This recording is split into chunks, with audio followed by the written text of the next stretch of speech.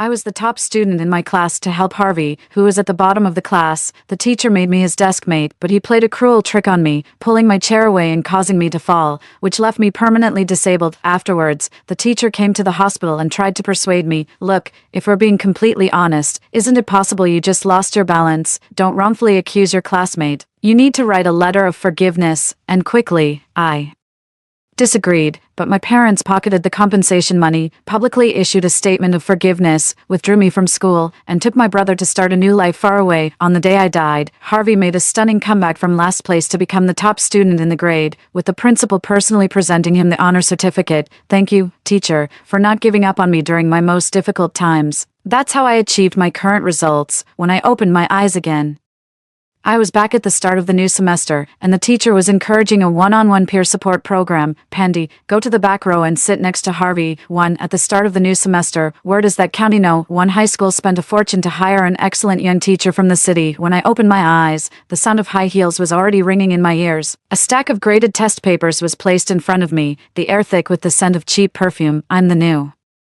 teacher. Starting today, Class 1, Grade 12 will become the most united class. My principle is to never give up on any student who's struggling. Pandy, go to the back row and sit with Harvey. Harvey was the school's notorious bully. He stole food in kindergarten, flipped up girls' skirts in elementary school, bullied classmates in middle school, and got into the elite class of No. 1 High School and senior high thanks to his family's connections. In my past life, I didn't want to, but I listened to Ms. Trista and went to the back row. I was explaining the problems to Harvey, and he just stared at my chest with a lecherous grin. When I pressed Harvey to hand in his homework, he tore up my notebook, laughing and saying that's what you get for trying to be a good person. In the end, he even pulled the chair out from under me as I was sitting down, causing me to fall and become paralyzed. She wants to be the good one. So why does it have to be at my expense? I looked up and met Trista's gaze. I'm not going. I don't have a teaching license. I can't teach the other students. Trista had put on that meticulous makeup specifically to assert her authority. She never expected some brat from this backwater town would dare defy her. If she hadn't been fired from her city school for getting too close with a male student, she'd never have set foot in this dump. Selfish. As the top student, you should be helping your classmates. Who do you think you are? The big shot of this podunk high school. Get out and stand in the hallway. I picked up my textbook and walked out of the classroom, refusing to look at the new teacher's contorted face. Second place Daisy, you go. Daisy was reluctant too, but she didn't dare to openly defy the teacher like Pandy did. For the entire class, Trista rearranged the seating, pairing top students with those who struggled. I was reviewing my notes outside the classroom. Given a second chance at life, I was determined not to let my teacher or Harvey destroy my dreams. Just as I was leaning against the windowsill working on a problem, the principal showed up. He was startled to see me. What are you doing out here? It's freezing, I answered honestly. The teacher told me to sit in the back row. I didn't want to. The principal was also taken aback. I was a promising student he had spent 10,000 yuan to snatch away from City No. 1 High School. He was counting on me to make a stunning achievement in the college entrance exam and bring glory to the school. He found Trista to get the full story. Considering the new teacher was also hired at great expense, he tactfully said, Ms. Trista, a student standing outside the classroom catching a draft could easily get sick. Perhaps it's best to let her back in. Trista felt embarrassed, but since it was the principal, she had no choice but to let me in the end. I was assigned a seat in the first row by the classroom door, right next to the hallway. Every time the door opened, a blast of cold air would hit me right in the face. Trista even said smugly, this is the front row. You don't get this kind of treatment unless you're top of the class. I just kept my head down and continued working on the problems, not letting Trista's targeting get to me, too. After evening study hall, I packed up my bag and headed home. The school was over an hour's journey from my house. By the time I got home, my mother and younger brother had already started dinner. I put down my bag and went to the kitchen to serve myself some rice, only to find the pot empty. I had no choice but to stand by the table, holding an empty bowl. My mother was busy putting food on my brother Barnaby's plate. Without even looking up, she said, you never come straight home after school, too busy running wild outside. I suppose, serves you right that there's no food left for you. In my past life, my mother forced me to change my school preference, causing me to miss out on City No. 1 High School. That evening, I came home, flipped the table in a fit of rage, and threw a tantrum. I ended up getting a beating and didn't get to eat dinner at all this time. Without a word,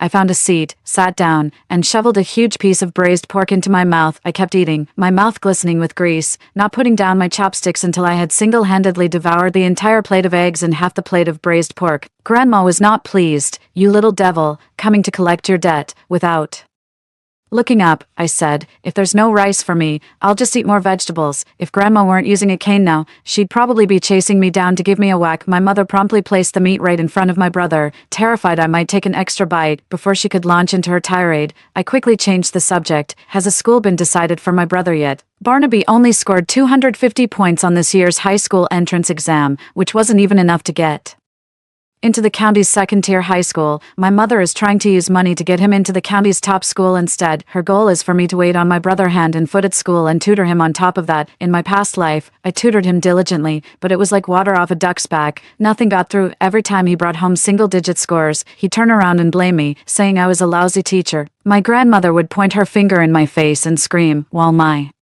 mother pinned me down for a beating, threatening to pull me out of school if I didn't tutor my brother properly. I'm just the older sister, yet I've ended up as the family's breadwinner, ATM, and free private tutor all rolled into one. I think we should send him to County First High. Pandy is there too, so he can look after his little brother, help him wash up and eat, things like that. Grandma had lost all her teeth, but her words still packed a punch. Mother, however, gave an awkward look. I knew what she was worried about. In our past life, she had wanted to send my brother to City First High, but Grandma had scolded her for wasting money in this life. I have no intention of ending up with a mama's boy. Mom, I heard the city's top high school is starting a special class this year, taught exclusively by graduates from Tsinghua and Peking University. Really? Her eyes lit up instantly, as if she could already see the glorious future of her son bringing honor to the family by getting into Tsinghua. I kept feeding her fantasy. Yeah, it's a shame I can't go. After all, he's the only son in the family. Seeing this, Mother made up her mind and said, what good would you going do?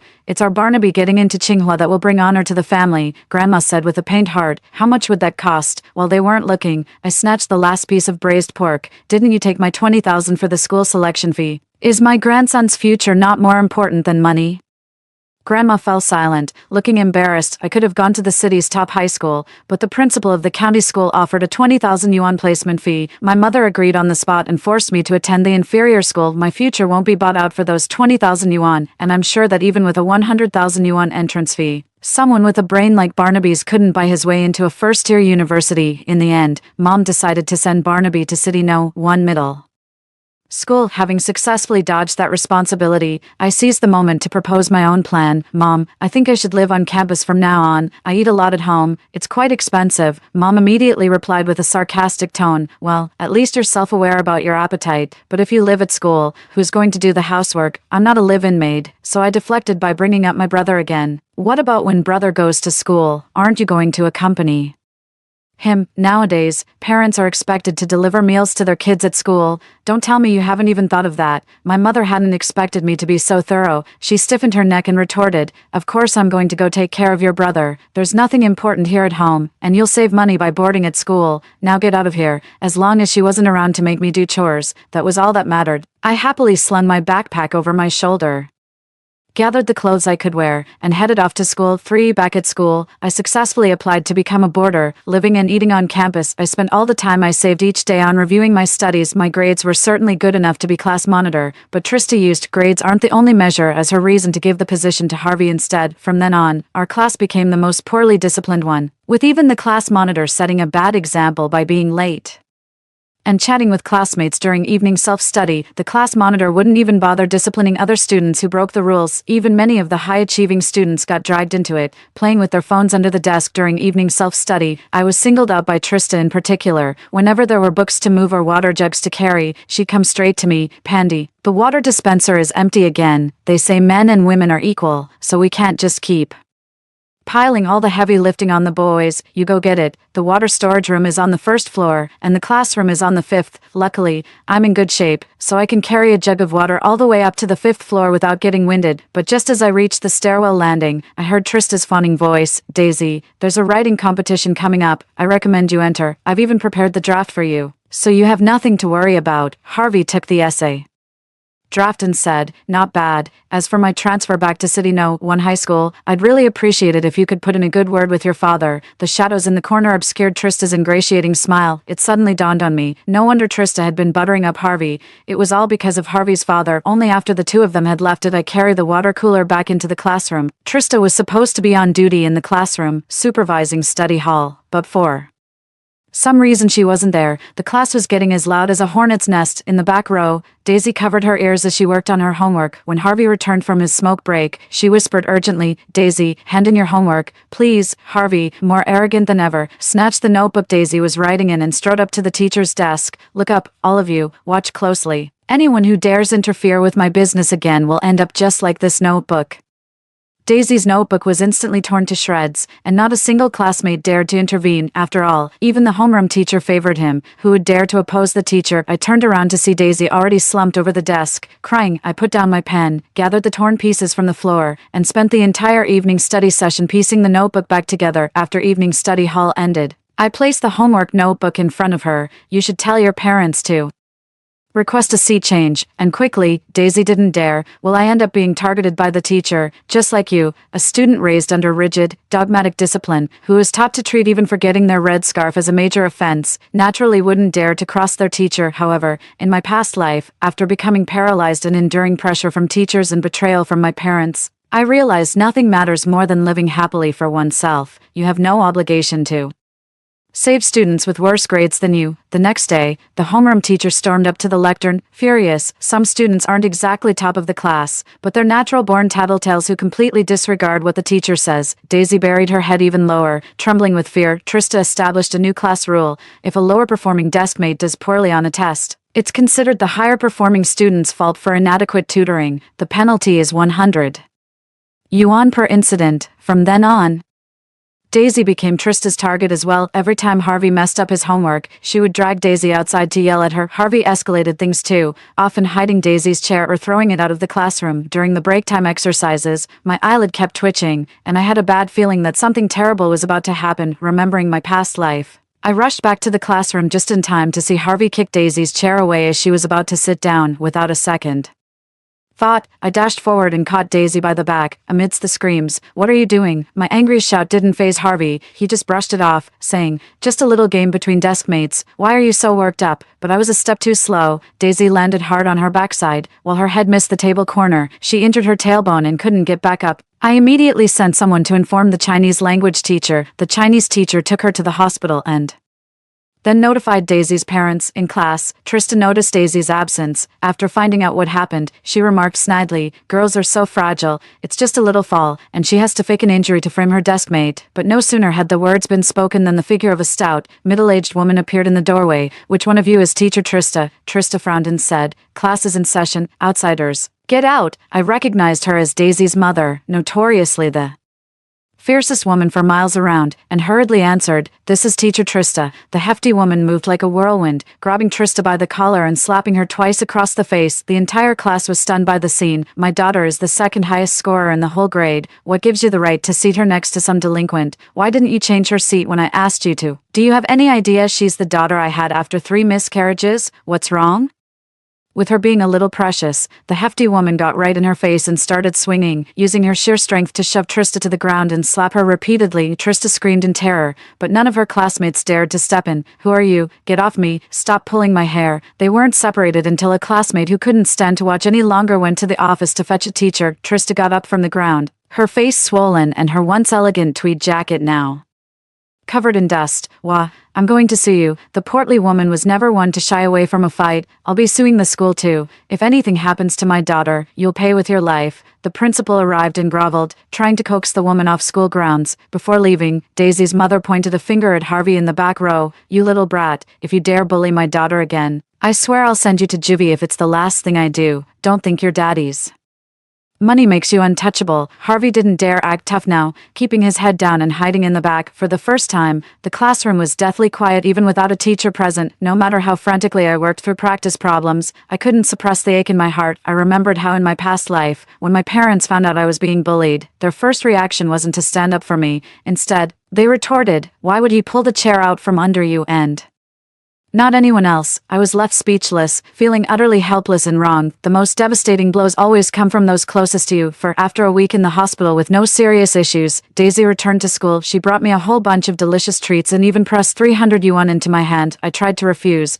but she insisted. "My mom told me to give this to you. If you hadn't caught me, I might have been seriously injured." The 300 yuan felt heavy and Warm in my palm, Trista was humiliated after being hit in front of her students. Too embarrassed to show her face, she didn't come to class for a whole month and had other teachers cover for her. The Chinese teacher took over as the substitute homeroom teacher, and the first thing she did was move Daisy to a different seat. Harvey's desk-mate spot was now vacant, and nobody wanted to sit next to him, with midterms approaching. The principal took my advice and sent out an early notice that a parent-teacher conference would be held after the exams. Naturally, there was no one from my family to attend the conference for me. My mother went to rent a place in the city to accompany my brother for his studies, so she had no time for me. Frankly, that suited me just fine. On the day of the parent-teacher conference, countless parents were dumbfounded the moment they saw their children's grades. Almost every student's grades had dropped, except for those at the very bottom of the class, whose scores remained stubbornly unchanged. What's going on here? Have you been applying yourself at all? You're a senior now.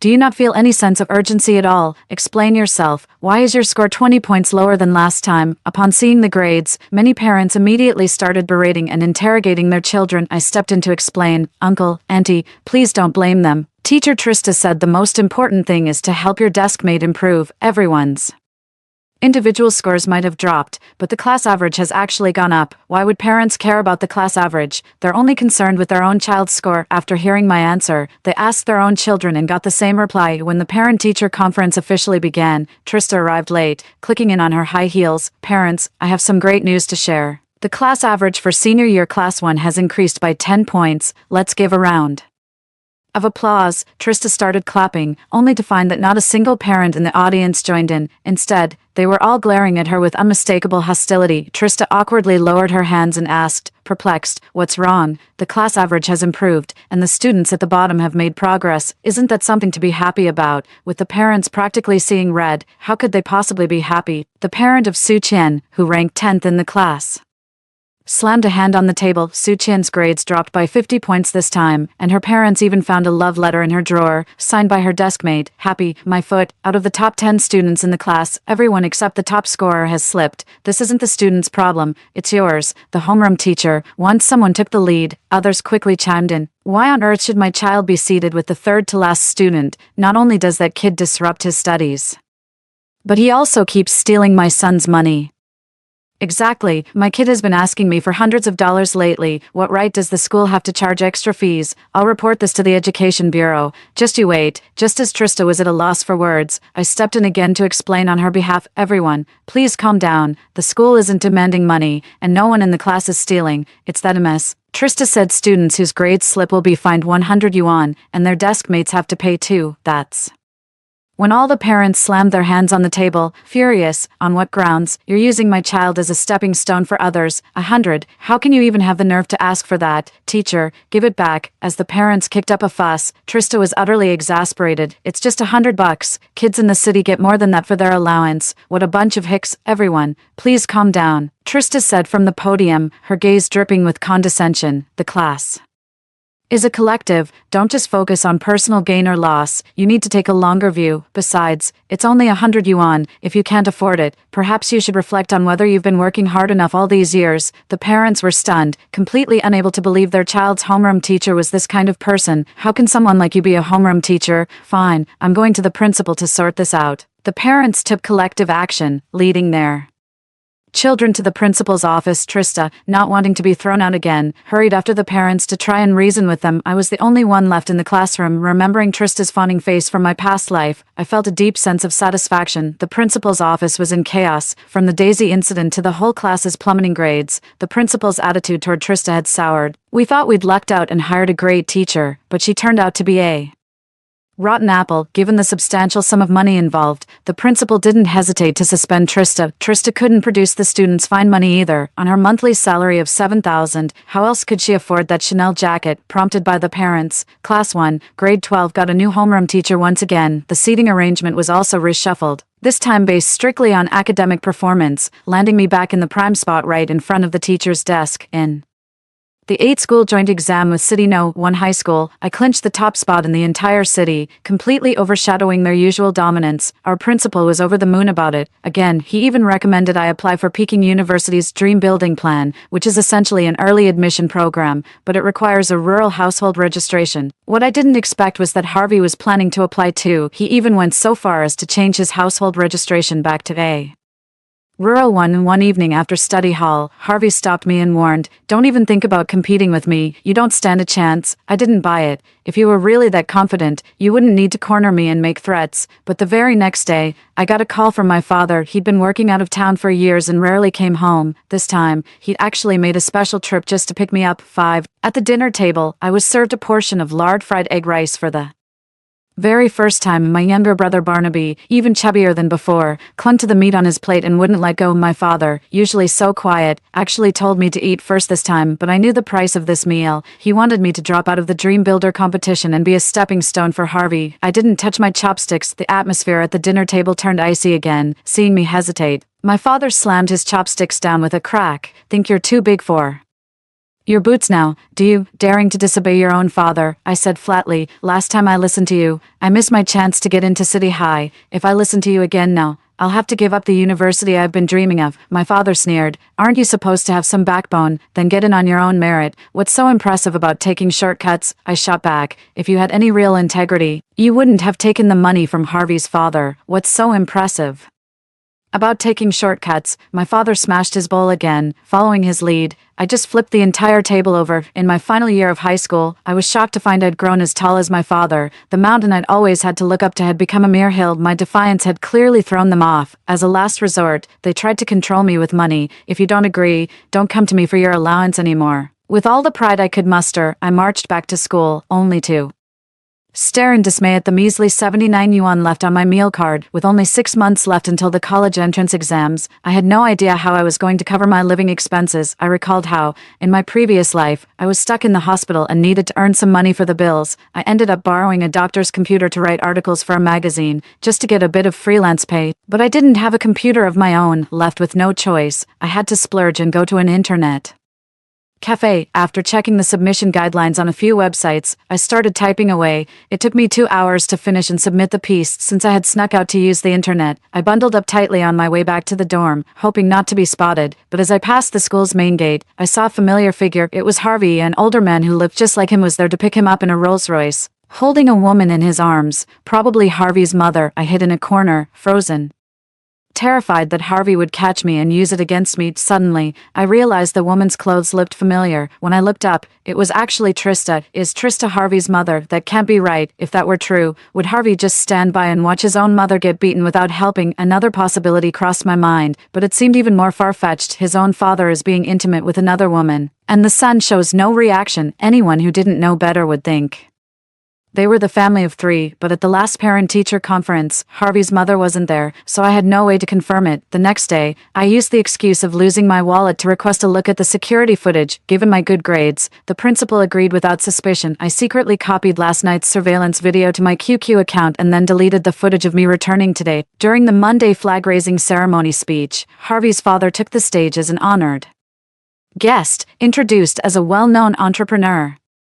I made a mental note of it, and after school, I went to an internet cafe to look it up. I discovered his wife was also the famously wealthy daughter of a business tycoon. I was a bit puzzled. If Harvey's family was so wealthy, why didn't he go to a high school in the provincial capital instead of staying in this backwater town? After scouring all the information I could find, I managed to get the contact details for Harvey's mother's secretary and sent her the video from that night in one go. I didn't hold up much hope, but I couldn't just sit around and do nothing. Fortunately, after a week, they actually got back to me. For safety's sake, I didn't give up my number. Instead, I got Harvey's mother's number and called from a payphone. "Where was the video taken?" A sharp, efficient voice came through the receiver. Taken aback, I shot back. "You don't know which school your own son goes to." The other person seemed to find something amusing. "My son, I'm infertile. Where would I get a son?" I instantly drew a sharp breath, my mind turning into a complete mess. Harvey is actually an illegitimate child. Then doesn't that make Trista the mistress? 100,000. Tell me the address. I snapped back to attention. "I don't have a bank card. Is cash okay?" "I'll take 50,000. They agreed. I gave them the school's address and mentioned that her husband would also be attending the flag-raising ceremony on Monday. Their tone was dripping with sarcasm. No wonder. Going down to the countryside to do charity work personally. Turns out he was just going to see his own son. I was left speechless and hung up the phone, feeling awkward. 6. Trista had somehow managed to come back to teach again. This time, however, she wasn't the homeroom teacher, but a subject teacher. Her teaching became increasingly perfunctory. Sometimes she wouldn't even show up for class, just telling us to review the material on our own. She would just sit at the lectern playing on her phone, chatting About who knows what. With a blissful smile on her face, some students secretly told their parents, who then lodged a complaint with the principal. Surprisingly, the principal actually brushed the whole matter aside. Trista dismissed the complaints with contempt. "Let me tell you, you bunch of country bumpkins, it's an honor for you that I've come to teach at this school. It won't be long before I'm back in the city. You won't even get the chance to see me again." The reason she dared to be so brazen was likely Harvey's father, the man who drove the Rolls-Royce, backing her up. "Is that so? You must be Trista, I presume." A familiar voice came from the classroom doorway. I turned around in surprise and saw a sharp, capable woman dressed in a suit. She strode into the classroom and demanded, "Which one of you is Harvey?" The entire class turned to look at Harvey in the back row. The woman walked straight into the room, made her way to the back, and asked in a cold, clear voice, "So you're my husband's bastard?" A collective gasp of shock rippled through the classroom. Harvey, the local tyrant who threw his weight around the county, was actually just a bastard. Exposed. Harvey flew into a rage and swung a fist at his lawful wife. "You're full of shit." But before his punch could land, a bodyguard by the lady's side intercepted him. His scrawny frame hit the floor, and no matter how he struggled, he couldn't get back up. Yet, he kept spewing a steady stream of curses. The first wife wasn't angry. "Go wash his mouth out with soap." The bodyguard immediately dragged Harvey off to the restroom. The schoolyard bully was less than a dog in the eyes of the first wife. I glanced back at Trista. Even her flawless makeup couldn't hide the fear in her eyes. Her legs gave way, and she sank to the floor, clearly aware of who the other woman was. The wife walked up to the podium and asked again, "So you're the one my husband's been seeing?" "You've got it all wrong," Trista stammered. In panic, "It's not me. I don't even know your husband." The words had barely left her mouth when a slap struck her face. "Do you understand now?" Trista fell to her knees, weeping and begging the first wife to spare her. Soon after, Harvey's father and the principal hurried to the classroom together. "Honey, what are you doing here? Come on, let's go to the principal's office and I'll explain everything." As he spoke, he tried to pull the woman out of the room. Mrs. Joe coolly shook off Harvey's father's hand. "I'm not afraid of making a scene, so why are you? It's a perfect chance to teach these young minds a lesson, to show them what happens to homewreckers." Mr. Joe bowed and scraped, his voice dripping with sycophancy. "No, you've got it all wrong. I have nothing to do with this woman, nothing to do with her." "Then why did you reinstate her, and why are you pulling strings to get her transferred back to the city?" The wife went straight for the jugular. "No, no, no, that was all my secretary's doing. It has nothing to do with me. I'll call and cancel it right now." Trista watched helplessly as her future prospects plummeted into the abyss once more, and she broke down into a fit of sobbing and wailing. But Madam was still fuming. "And what about Harvey? A child that big doesn't just appear out of thin air, does he?" Mr. Joe was in a pitiful state, having built his fortune entirely on his father-in-law's backing, and after his wife suffered a tragic accident during childbirth in her youth, he had entertained wicked thoughts that led to Harvey's existence, but compared to his own future, the child was insignificant. "I'll go home and write my will immediately. I'll leave everything to you, not a single penny for him." "Dad." Harvey was dragged back by the bodyguards, drenched from head to toe, but the real, crushing blow wasn't the physical ordeal. It was the psychological devastation from his own father. He had known about the peculiarity of his status since childhood, which fostered a personality that was both domineering and deeply insecure. Every privilege he ever enjoyed stemmed from his father's wealth and indulgence. Without his father's money, he was nothing, but Mr. Joe was dead set on cutting ties with him. "Don't call me that. I'm not your father." Mrs. Joe felt a wave of satisfaction. "In that case, you should take back all the money you've donated over the years and put it to proper use. I heard you've been giving it all to Harvey, who's dead last in his class. Is that fair to the top student?" Seizing the opportunity to save face, Mr. Joe immediately agreed. "You're right.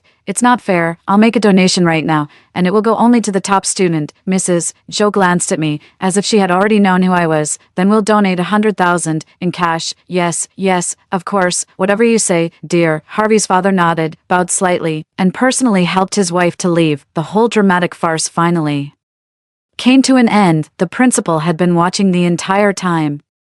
Only after everyone else had left did he say to Trista, "You don't need to come back anymore." A week later, both Trista and Harvey vanished from the school, as if they had never been there at all, thanks to a single remark from Mrs. Joe. "I got my hands on 100,000 in cash to stop my parents from using that money for my brother's down payment. I asked the principal to help me open a bank account. I used that card for my living expenses, but my parents found out anyway. They came to the school several times to berate me, calling me ungrateful, saying that with money, I only knew how to indulge myself and showed no consideration for them, but I was as stubborn as a mule, with a face like thunder and a heart of stone. In the end, with no other choice, my mother resorted to a policy of appeasement. She stopped tutoring my brother and started bringing me meals every day instead. Yet I still chose to eat in the cafeteria, fearing they might try to poison me. In my past life, they abandoned me at the hospital for a mere 150,000 yuan in compensation, taking my brother and disappearing without a trace. In this life, they were willing to poison me for just 100,000 yuan. I ultimately didn't join Peking University's dream building program because it didn't offer the major I was passionate about. After being reborn, I became greedy. I didn't just want to attend a prestigious university, I wanted to study a subject I truly loved. The principal was also sorry to hear it, but ultimately respected my decision. A week before the college entrance exam, worried my parents might cause a scene, I went to the security guard and asked him not to let them in. On the day of the exam, I got up early and ran 2 laps around the sports field. It felt so good to run freely. Only with a free body can you chase a future of limitless possibilities. Unlike my past life, I was not confined to a sickbed, forced to listen to empty words of comfort while watching my classmates take the college entrance exam. Utterly powerless, I walked into the examination hall with a healthy body and a solid foundation of knowledge. Every stroke of my pen was writing the word future. After the college entrance exam, I still didn't go home, instead renting a place near the school. I have money in the bank, so I don't have to worry about finances. When the results came out, my parents were over the moon. I had come first in the entire city, and it brought them great honor. My grandmother made the arduous trip, leaning on her cane, to come and ask me to go back and tutor my younger brother. You can't be so selfish, only thinking about your own success. When your brother gets into Peking University, that will truly bring glory to our family. She smugly laid out her generous offer. All right, if you tutor Barnaby and get him into Peking University, and then hand over the 100,000 yuan reward from the school, I'll persuade the clan elder to make an exception and inscribe your name into the family register. You should know that since time immemorial, not a single woman has ever been recorded in the family register. You should be over the moon. I couldn't help but burst out laughing. You think I give a damn about your lousy family register? If I wanted to, I could start my own family register right here, right now. Grandma was so furious she kept banging her cane on the table, cursing, "You ungrateful wretch. The moment you were born, I should have drowned you in the cesspit. It's all my fault for being soft-hearted and raising a scourge like you." I didn't have time for her nonsense, so I deliberately tried to scare her off. "Are you leaving or not? If you don't, I'm calling the police. Once you have a record, Barnaby, as a direct descendant for 3 generations, won't be able to take the civil service exam. You'll ruin his entire future." The moment the old woman heard her precious grandson's civil service prospects were at risk, she scrambled to her feet and left, cursing under her breath the whole way, terrified that even a second's delay would jeopardize her darling grandson's future. I got into university as I'd hoped, and for 4 years, I never went back home. During my junior year, my mother called me, sobbing and pleading, to borrow money so my brother could buy his way into a good university. I calmly replied, "You can't afford a good university." What was his score? My mother broke down crying on the phone. 312. The school is a complete scam. They claim to have teachers from Tsinghua and Peking University, but it's a total lie. I found out later that students like your brother, who pay their way in, get placed in the worst classes with teachers who don't know the first thing about teaching. The Tsinghua/Peking University classes are only for the top students who got in on merit. Most students who buy their way in with money are underperformers. Any school with foresight wouldn't let them near the honors classes. Putting them in regular classes is already a generous move. Barnaby is your own brother. You can't just stand by and do nothing. I was studying in my dorm, not wanting to disturb my roommate, so I lowered my voice and said, "It's just not getting into a top university. It's hardly a life or death situation. Just sign him up for a community college, or have him repeat the year if that fails, you heartless creature. Barnaby's future concerns the whole family. If you don't give the money now, don't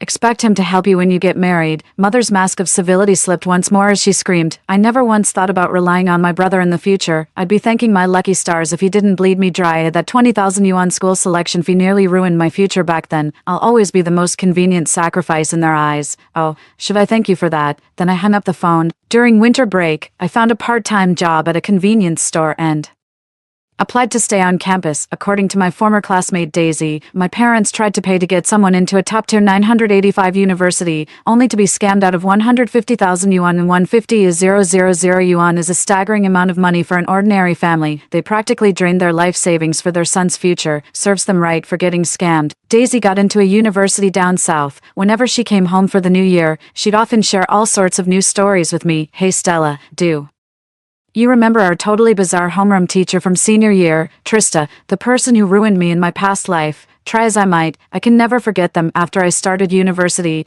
I changed my name, ditching Pandy and becoming Stella, soaring thoughts, an eternal will. I remember her. What happened to her? Daisy's voice grew excited, as if she had some huge, thrilling news to share. After she left the county's #1 high school, she switched careers and went into finance. She ended up embezzling the company's funds and running off.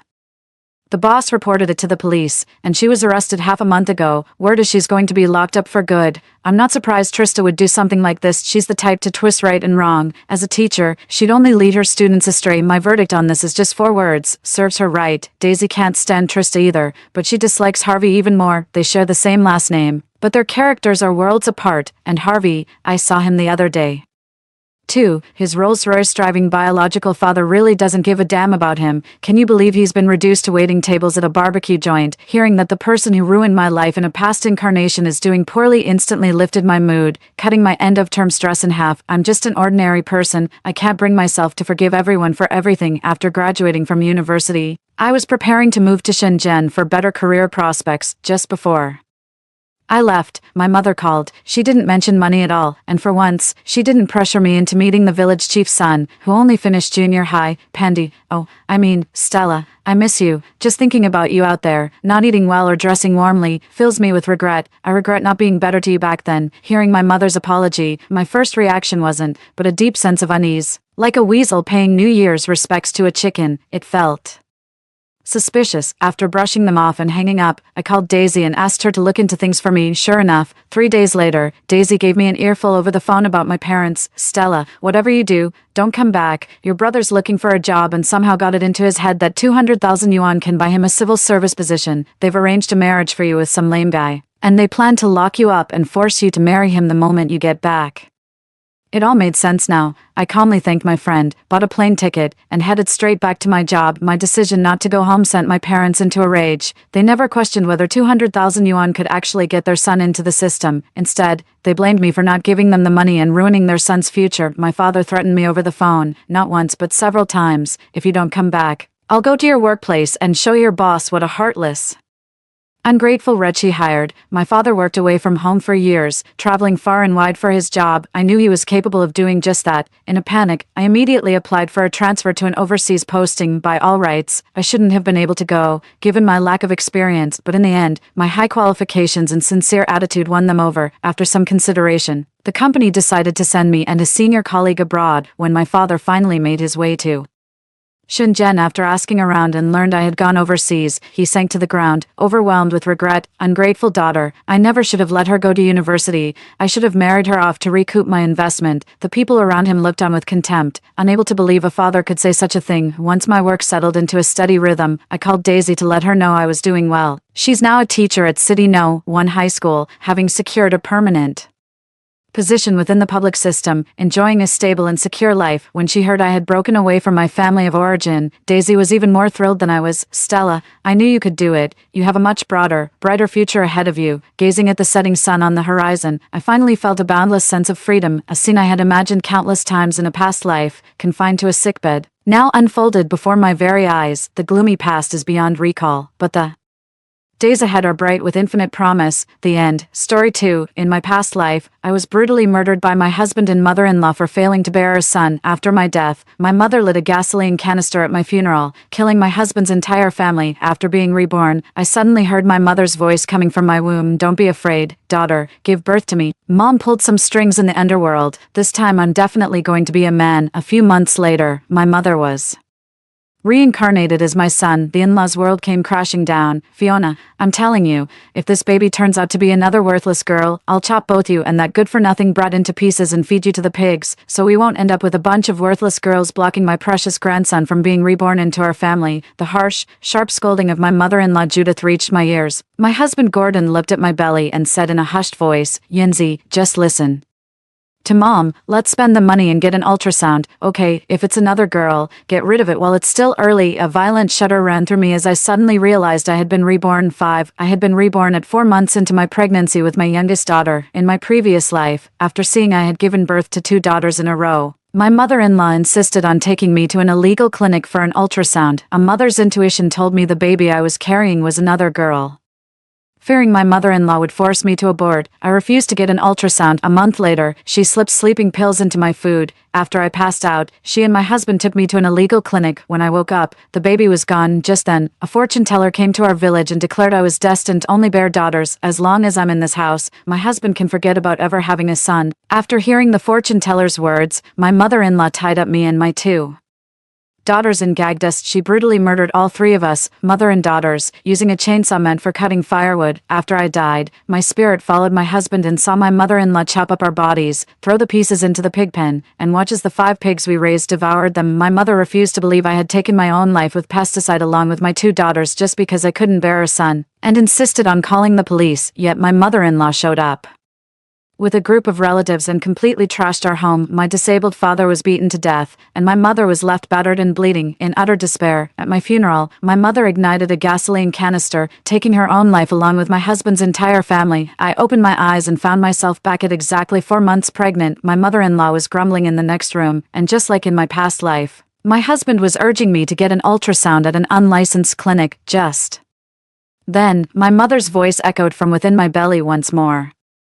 Yenzi, go with them, don't worry. The ultrasound clearly shows it's a boy. Mom, I called out instinctively. My mom was pacing anxiously inside me. Yenzi, listen to me this time. Do whatever your mother-in-law says. You and your 2 children need to survive first. Just wait until I give birth. I'll settle this score with them. One by one, I nodded firmly, my hand resting on my still flat stomach as tears welled up in my eyes. Mom, if it's really you in there, 5, in this lifetime, I'll do whatever it takes to bring you into this world. My husband drove the family's electric tricycle to take my mother-in-law and me to an unlicensed clinic in the next village. A middle-aged woman with narrow, triangular eyes and a perm of tight curls tossed a plastic basket in front of us. Same as always, no phones allowed inside. Hand them over to me first. After we handed over our phones, the woman pulled out a set of keys and unlocked a security door. The woman led me to a grimy little bed. Lie down, lift your shirt and expose your stomach. Humiliated, I lifted my shirt as the woman smeared a cold, sticky liquid onto my belly. An icy cold machine pressed down hard on my stomach several times. The mother-in-law kept pressing anxiously. Can you see? Is it a boy or a girl? The woman stared intently at the screen, a smile forming at the corner of her mouth. She congratulated the mother-in-law with certainty.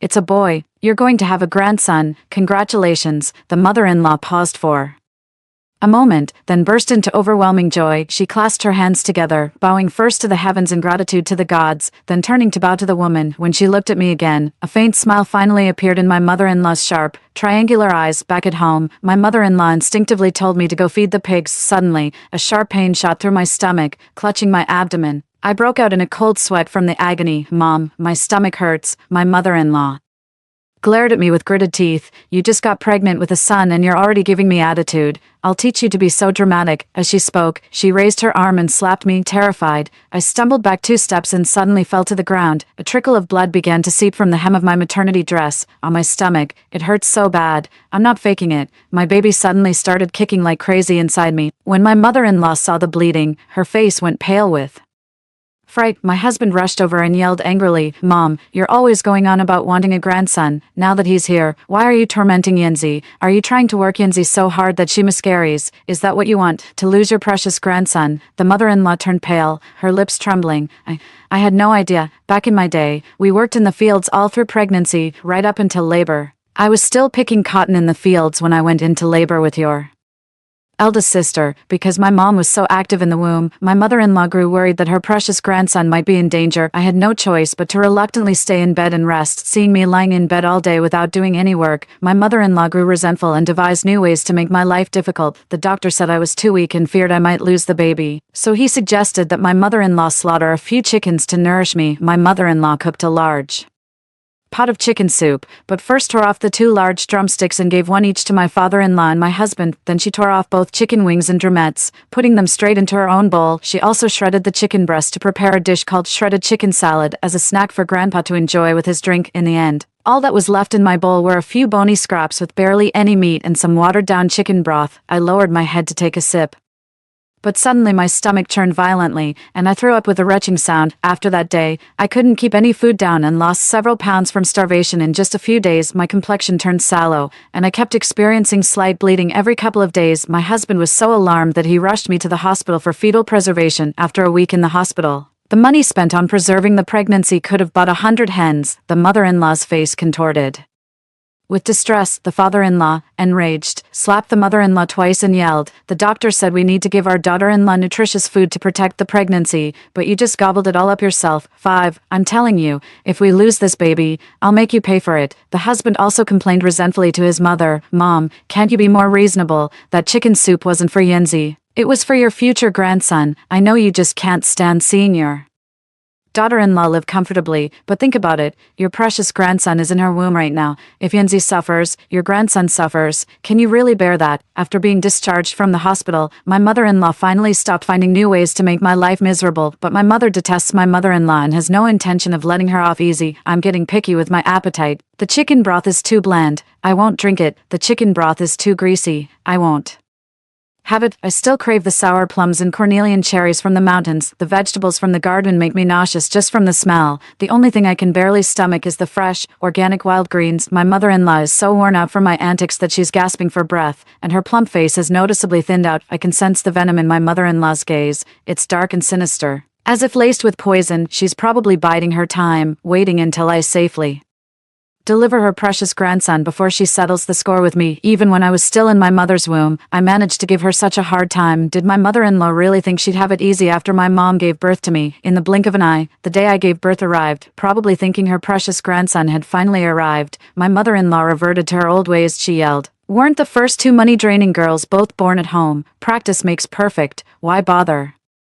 With the hospital furious, my mother did several somersaults inside my womb, immediately wrapping the umbilical cord around my neck as if to show my grandmother she'd rather die. The midwife bolted in terror, shouting, "That's a nuchal cord. I won't deliver this baby. Get to a hospital now." With a sharp smack, my grandmother got slapped hard across the face by my grandfather. "If anything happens to my grandson, you'll be the first one I come after." My mother-in-law, holding the red mark on her face, didn't dare cause any more trouble.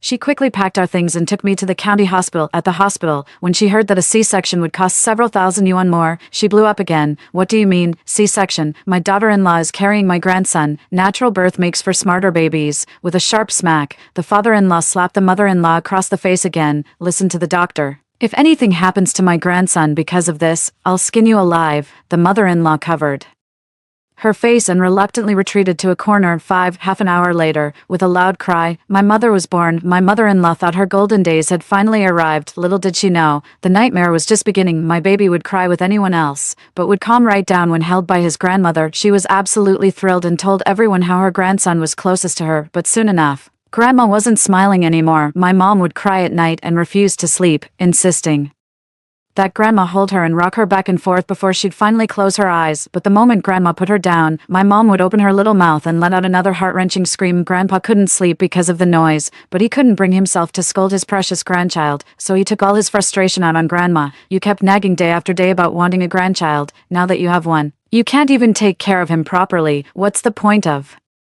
raising you? Can't you hear my grandson crying himself hoarse? Pick him up and soothe him right now." The grandmother, supporting her waist with her hand, broke out in a cold sweat from the pain and pleaded with the grandfather in a desperate tone, "Old man, my back hurts so much I can barely stand up straight. Besides, he's not my son. Let his own mother comfort him." I said helplessly, "Mom, out of everyone in the family, Bram only recognizes you and is closest to you. When we try to hold him, he just cries even harder." As I said this, I pretended to pick up my mom. My mom opened her mouth wide, took a deep breath, and let out an earth-shattering wail. With a sharp smack, the father-in-law slapped the mother-in-law across the face again. "You keep going on about how close you are with your grandson, but the moment I ask you to take care of him, you start making excuses. Hurry up and pick up my grandson. Comfort him properly. If you can't calm him down, get the hell out of my sight." Half of the mother-in-law's face was red and swollen, but she didn't dare talk back to her father-in-law, nor could she bring herself to vent her anger on her precious grandson, so she ended up taking out all her pent-up frustration on me.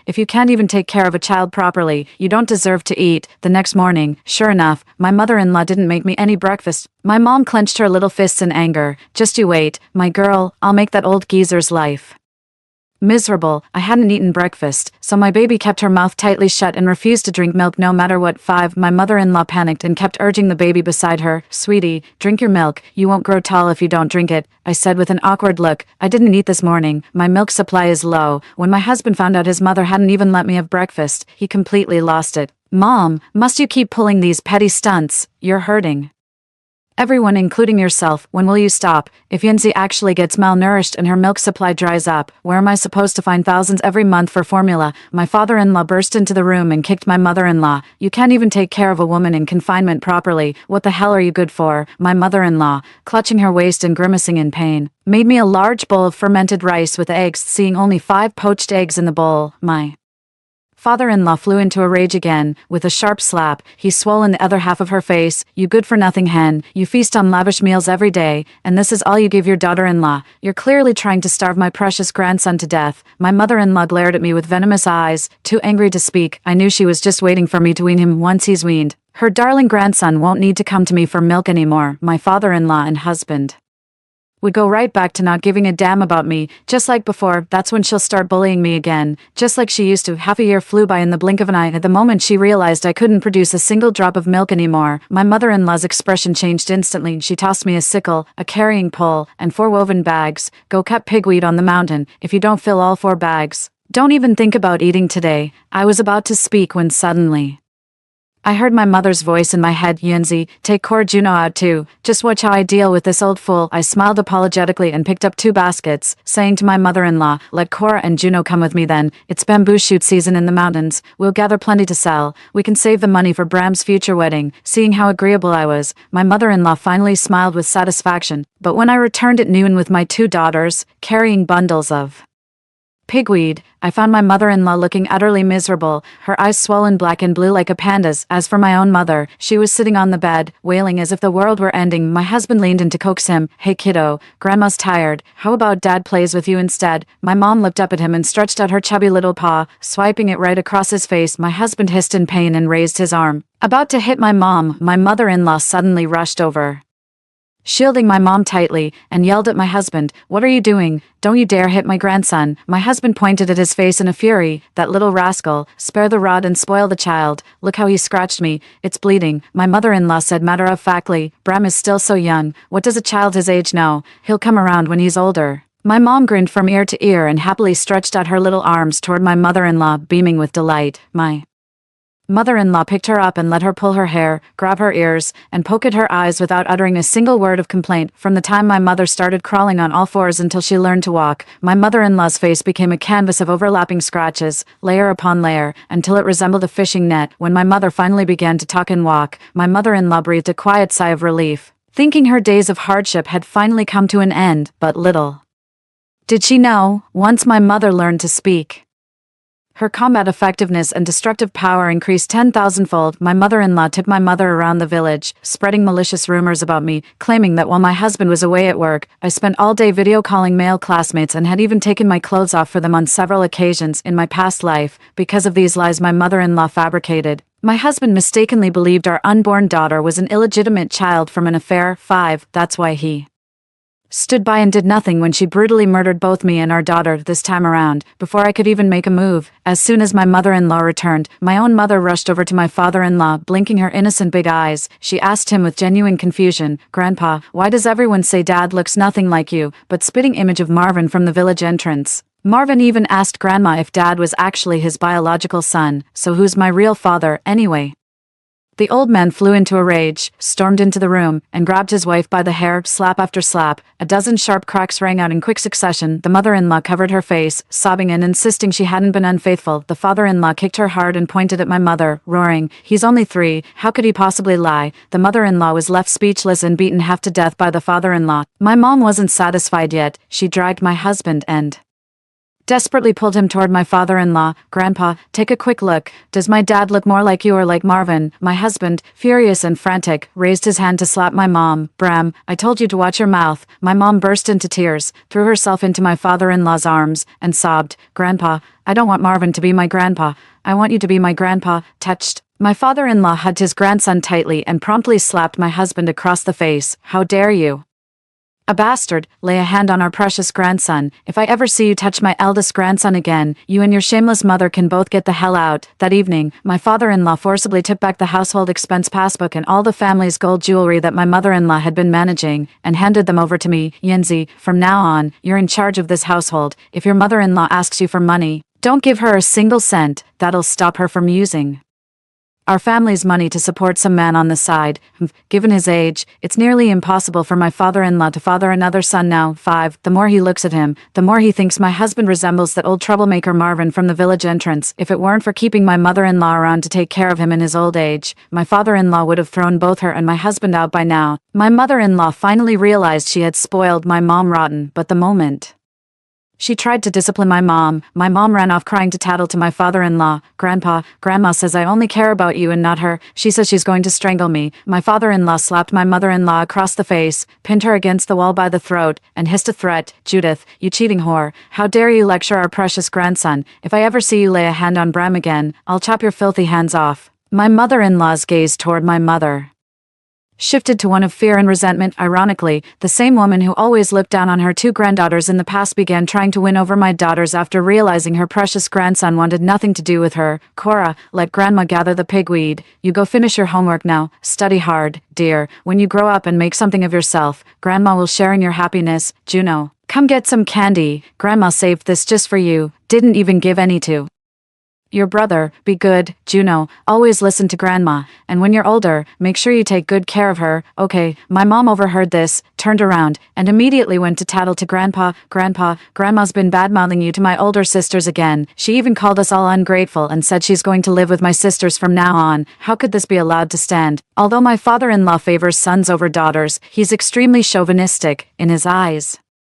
Everything in the house, including his two worthless granddaughters, is his property, and now my mother-in-law is trying to undermine him, which is like poking a tiger with a stick. In our past life, she did the same thing, constantly bad-mouthing me to my husband and egging him on to beat me half to death. This time, my mother gave her a taste of her own medicine. She relentlessly trash-talked my mother-in-law to my father-in-law, who flew into a rage. He grabbed her by the hair, pinned her to the ground, and beat her so badly that she lost a front tooth and her face swelled up like a balloon. After this, the mother-in-law never dared to gossip or stir up trouble in front of the two daughters again. The father-in-law was also worried that his granddaughters might be negatively influenced by their grandmother and would no longer listen to him as the head of the household. After much thought, he finally agreed to let Cora and Juno attend a boarding elementary school in the county. In my past life, my two daughters attended a rural elementary school until the day they died. It was more of a teaching outpost than a proper school, with only a dozen or so students across all grades. This time around, thanks to my mom's incredible support, Cora and Juno finally get to attend a school with better education in the county town. 18 years flew by in the blink of an eye. In my past life, by this time, my three daughters and I had long become wandering spirits with no place to call home. 5.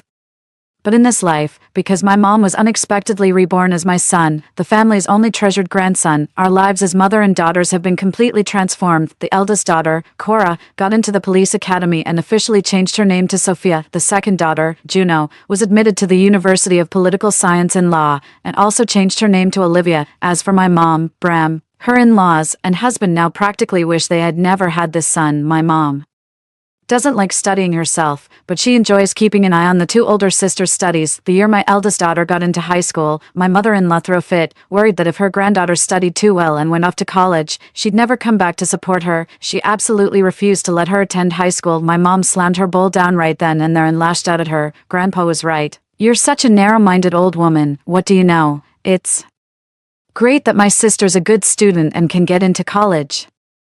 She'll work in the city, make good money, buy me a house and a car, and help me land a beautiful wife. Our family will be the most respected in the whole village. Grandma, are you trying to keep my sister from going to high school and college because you want me to end up broke, unable to marry, and let our family line die out? My mother's every word hit my father-in-law right where it hurts. Before she could finish speaking, my mother-in-law was kicked to the ground by my father-in-law. By the time our second daughter got into high school, my mother-in-law no longer dared to say things like educating girls is a waste of money. However, with two children to put through college, my father-in-law and husband worried that the girls would use up all the money, leaving none for Bram's future education. After much deliberation, I decided to have our second daughter drop out of school and come home to get married. Upon hearing her father-in-law's decision, the mother-in-law Wholeheartedly agreed. We do need to keep a daughter close by, who's going to take care of us when we're old otherwise. My mother shot her mother-in-law a sharp look and thumped her chest. Of course my husband and I will support you in your old age. Grandma, didn't you always say daughters are financial burdens who'll marry out anyway? Sons are the ones who provide for parents, the mother-in-law muttered discontentedly. But we still need a daughter around to attend to us. Bram, you're the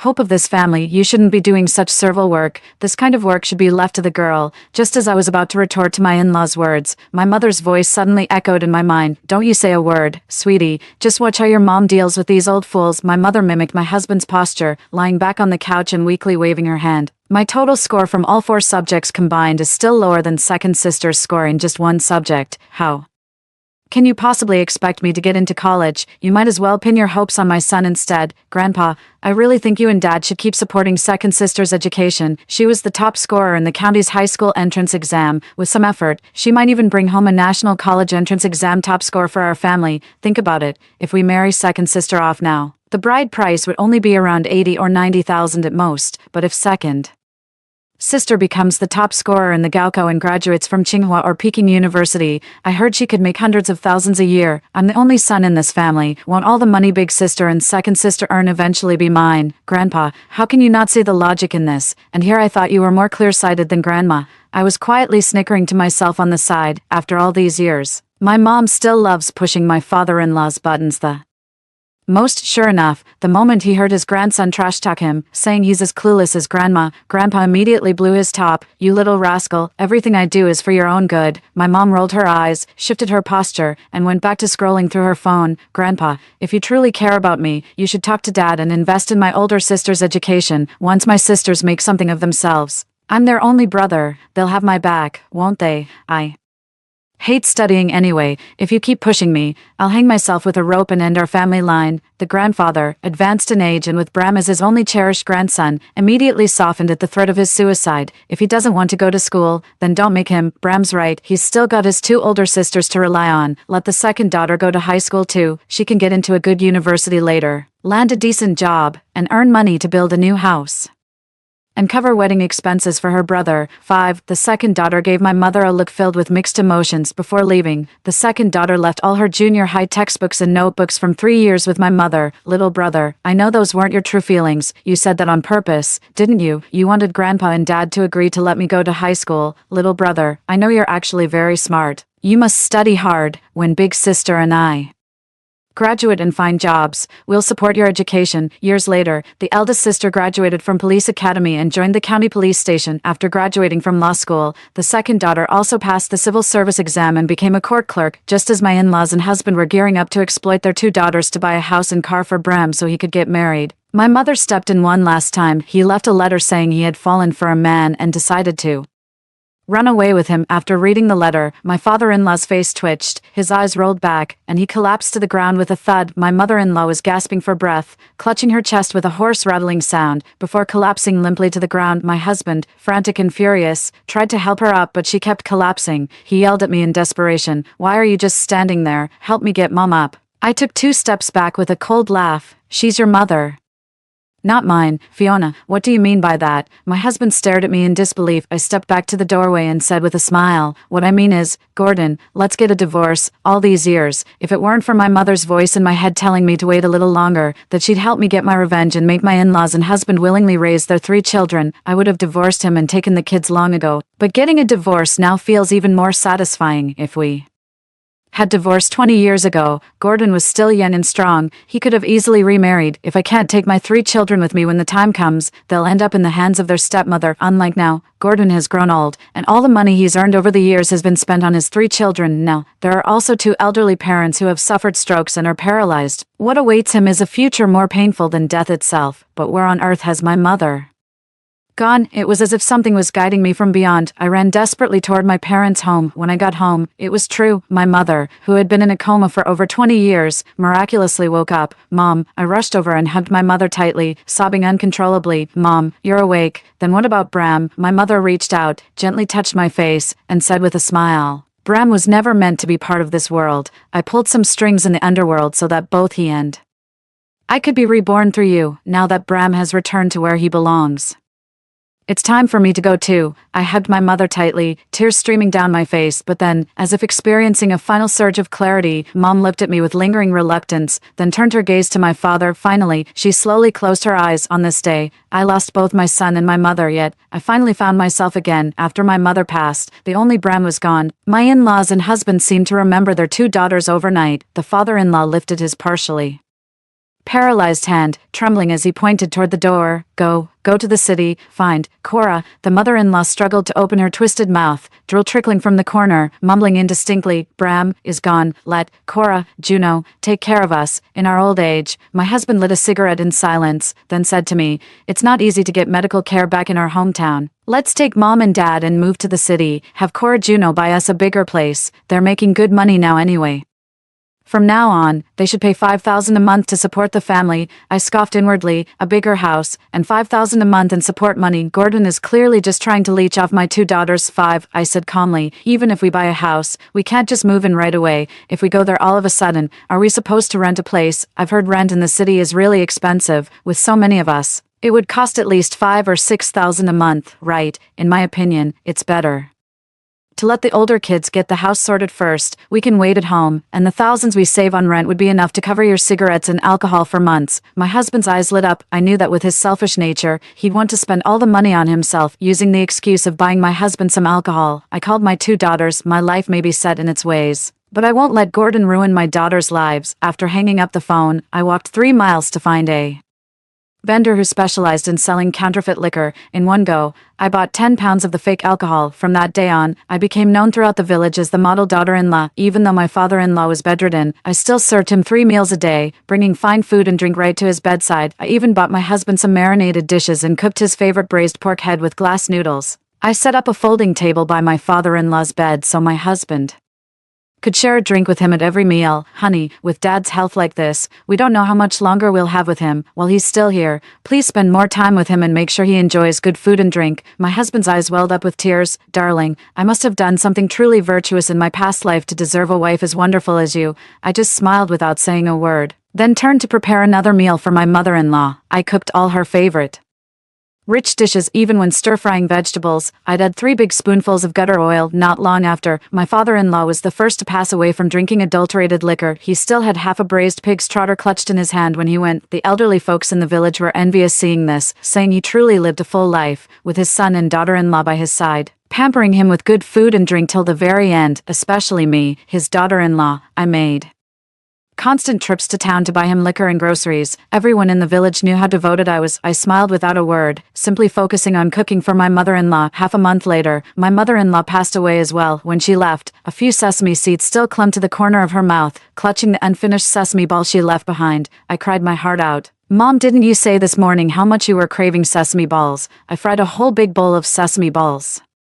for you. Won't you get up and have a few bites? The grandmothers in the village were deeply moved and came over one by one to comfort me. Yenzi, your mother-in-law really hit the jackpot with a daughter-in-law as wonderful as you. Her life was truly well lived. That's right, Yenzi, look at your mother-in-law. She passed with a smile on her lips. She left this world joyfully. This is a blessed passing. The men in the village would point at me and my mother-in-law while scolding their own wives. Look at how devoted Yenzi is to her mother-in-law. Even when her mother-in-law was bedridden, Yenzi waited on her hand and foot, always thinking of ways to prepare delicious meals for her. Braised pork ribs, red braised pork belly, ginger-infused eggs. She whips up 10 portions of each like it's nothing. Gordon really hit the jackpot, marrying a wife who dotes on her in-laws like that, flushed with the men's praise and envy. My husband happily downed a few more drinks. Little did we no, the highest joy begets the deepest sorrow. Right after my mother-in-law's funeral, my husband slipped away quietly one night. He was still clutching a half-empty liquor bottle when he passed in front of the whole village. I snatched the bottle and smashed it against the wall with all my might. The bottle and what was left of that cheap liquor shattered into pieces against the brick wall. I threw myself onto my husband, sobbing uncontrollably. I told you to drink less, but you never listen.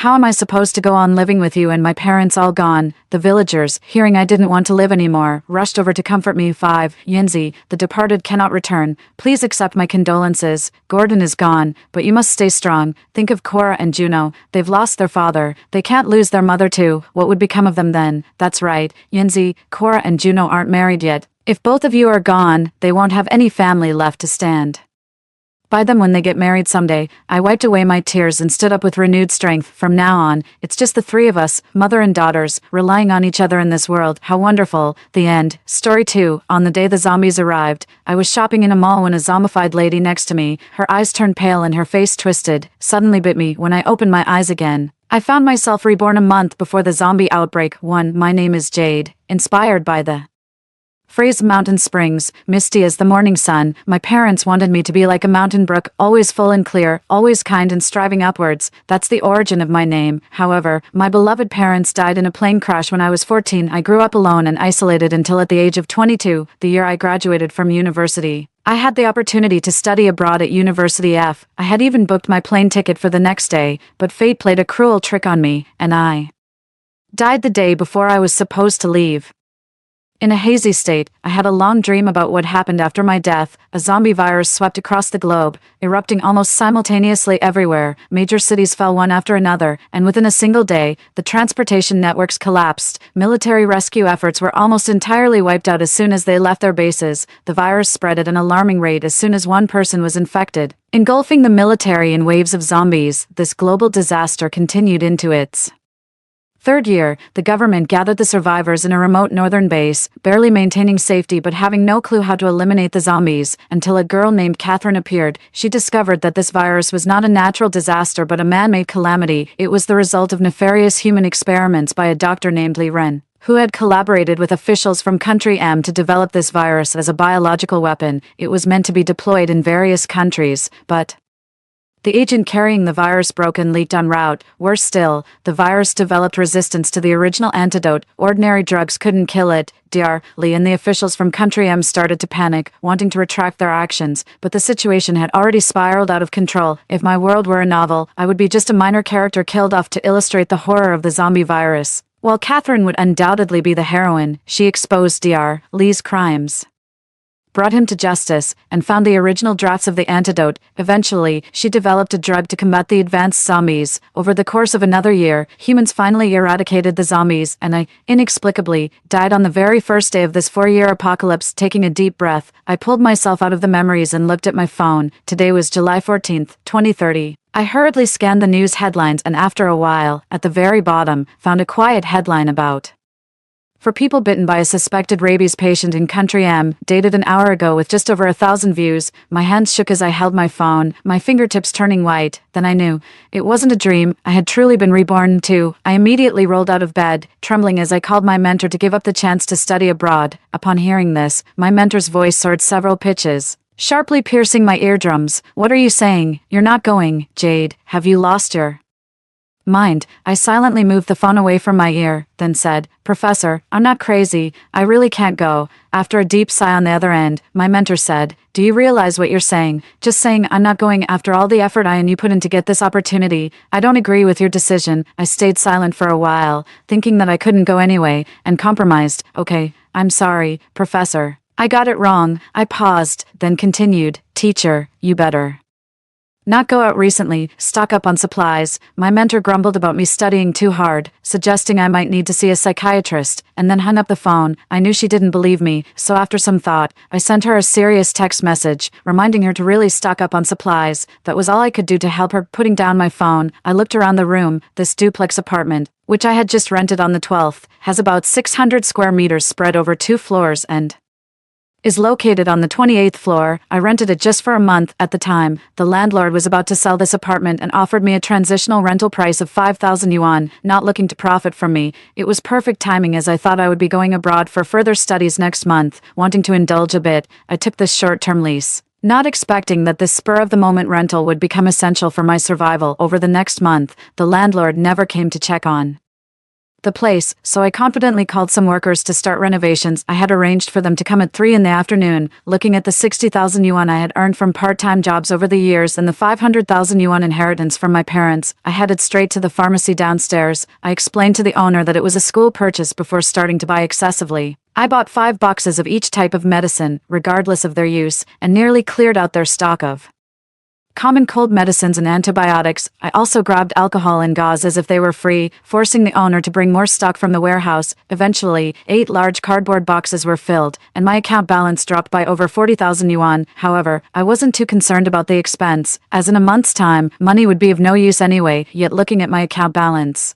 I worried the money might not be enough. I remembered the house my parents left me in City A. It's quite large, but City A will be one of the worst affected areas in the upcoming zombie virus outbreak. It definitely wouldn't be safe to stay there. After some consideration, I decided to sell that house. Its location and floor level were very good, and it could normally sell for over 3 million yuan. In a rush, I could sell it for 2 million yuan and there would be many eager buyers. I borrowed a cart from the store owner, loaded the 8 large boxes of medicine onto it, and pushed it to the elevator. I then moved them 2 boxes at a time up to the 28th floor. Since it was a weekday morning and the building was mostly occupied by working professionals, I encountered no one. After getting everything upstairs, I quickly listed the basic information of the house and City A on a real estate trading app. Several people contacted me soon after. I insisted on receiving full payment within a week, which deterred many, but there were still many interested parties. Soon enough, someone who could pay 2 million appeared. I refused an invitation to meet in person, telling them I would send the keys and property deed by mail after receiving the payment. I spent a moment thinking, then also listed most of the expensive furniture and decorations online. In my heart, I silently apologized to the landlord, but in the face of the impending apocalypse, no one would need these beautiful things anymore. Soon someone from the platform came to pick up the items. The duplex had a total of 7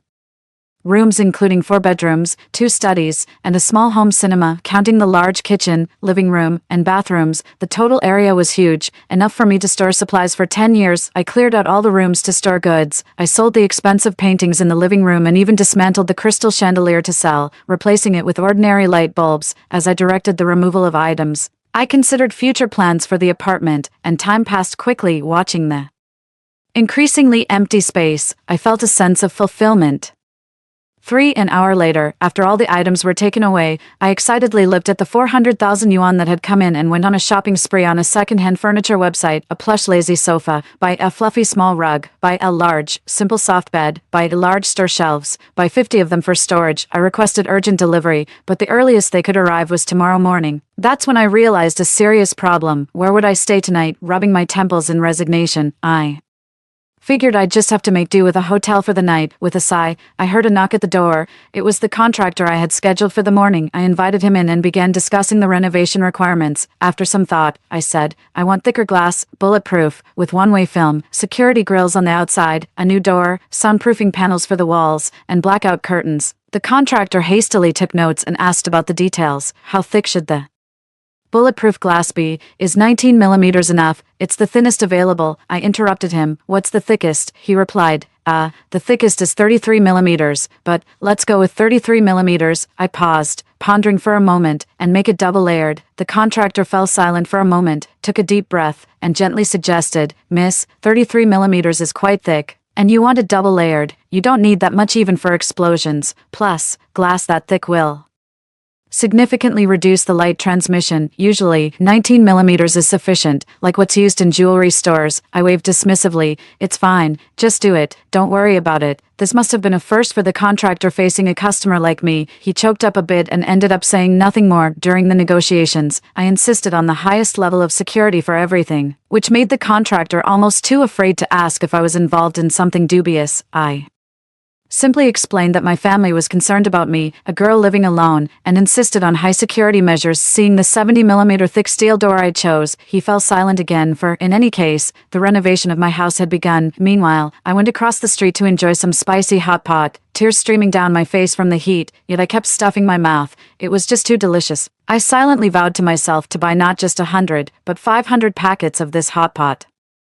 When the apocalypse comes, I'll just stay at home and enjoy hot pot, which would be awesome. That night, I curled up in the hotel bed, shopping on an online platform. I bought rice from different stores to spread out the purchase, ordering 500 pounds from each and only stopping after 4 stores. I also ordered about 800 pounds of flour in total, including cornmeal, buckwheat flour, various beans, and wheat with husks, which last long. I asked the vendors to vacuum pack Everything possible. I bought a lot because first, my house is big enough, and second, I'm a person who lacks a sense of security, just in case these supplies suffer from moisture, decay, or pests. I needed to account for that too. I couldn't just buy enough for 4 years. I had to consider potential losses, considering perishable food like fish, shrimp, eggs, and meat with short shelf lives. I only bought 100 pounds. Vegetables have an even shorter shelf life, so I got 50 pounds, all to be delivered by the store in 2 weeks. Thinking about sustainable living, I bought various seeds along with fertilizer and soil, so if I wanted fresh vegetables, I could just grow them on demand without worrying about preservation. Next, I focused on canned and snack foods with longer shelf lives. I bought 50 boxes of canned goods, each box containing 12 cans of 500 grams each.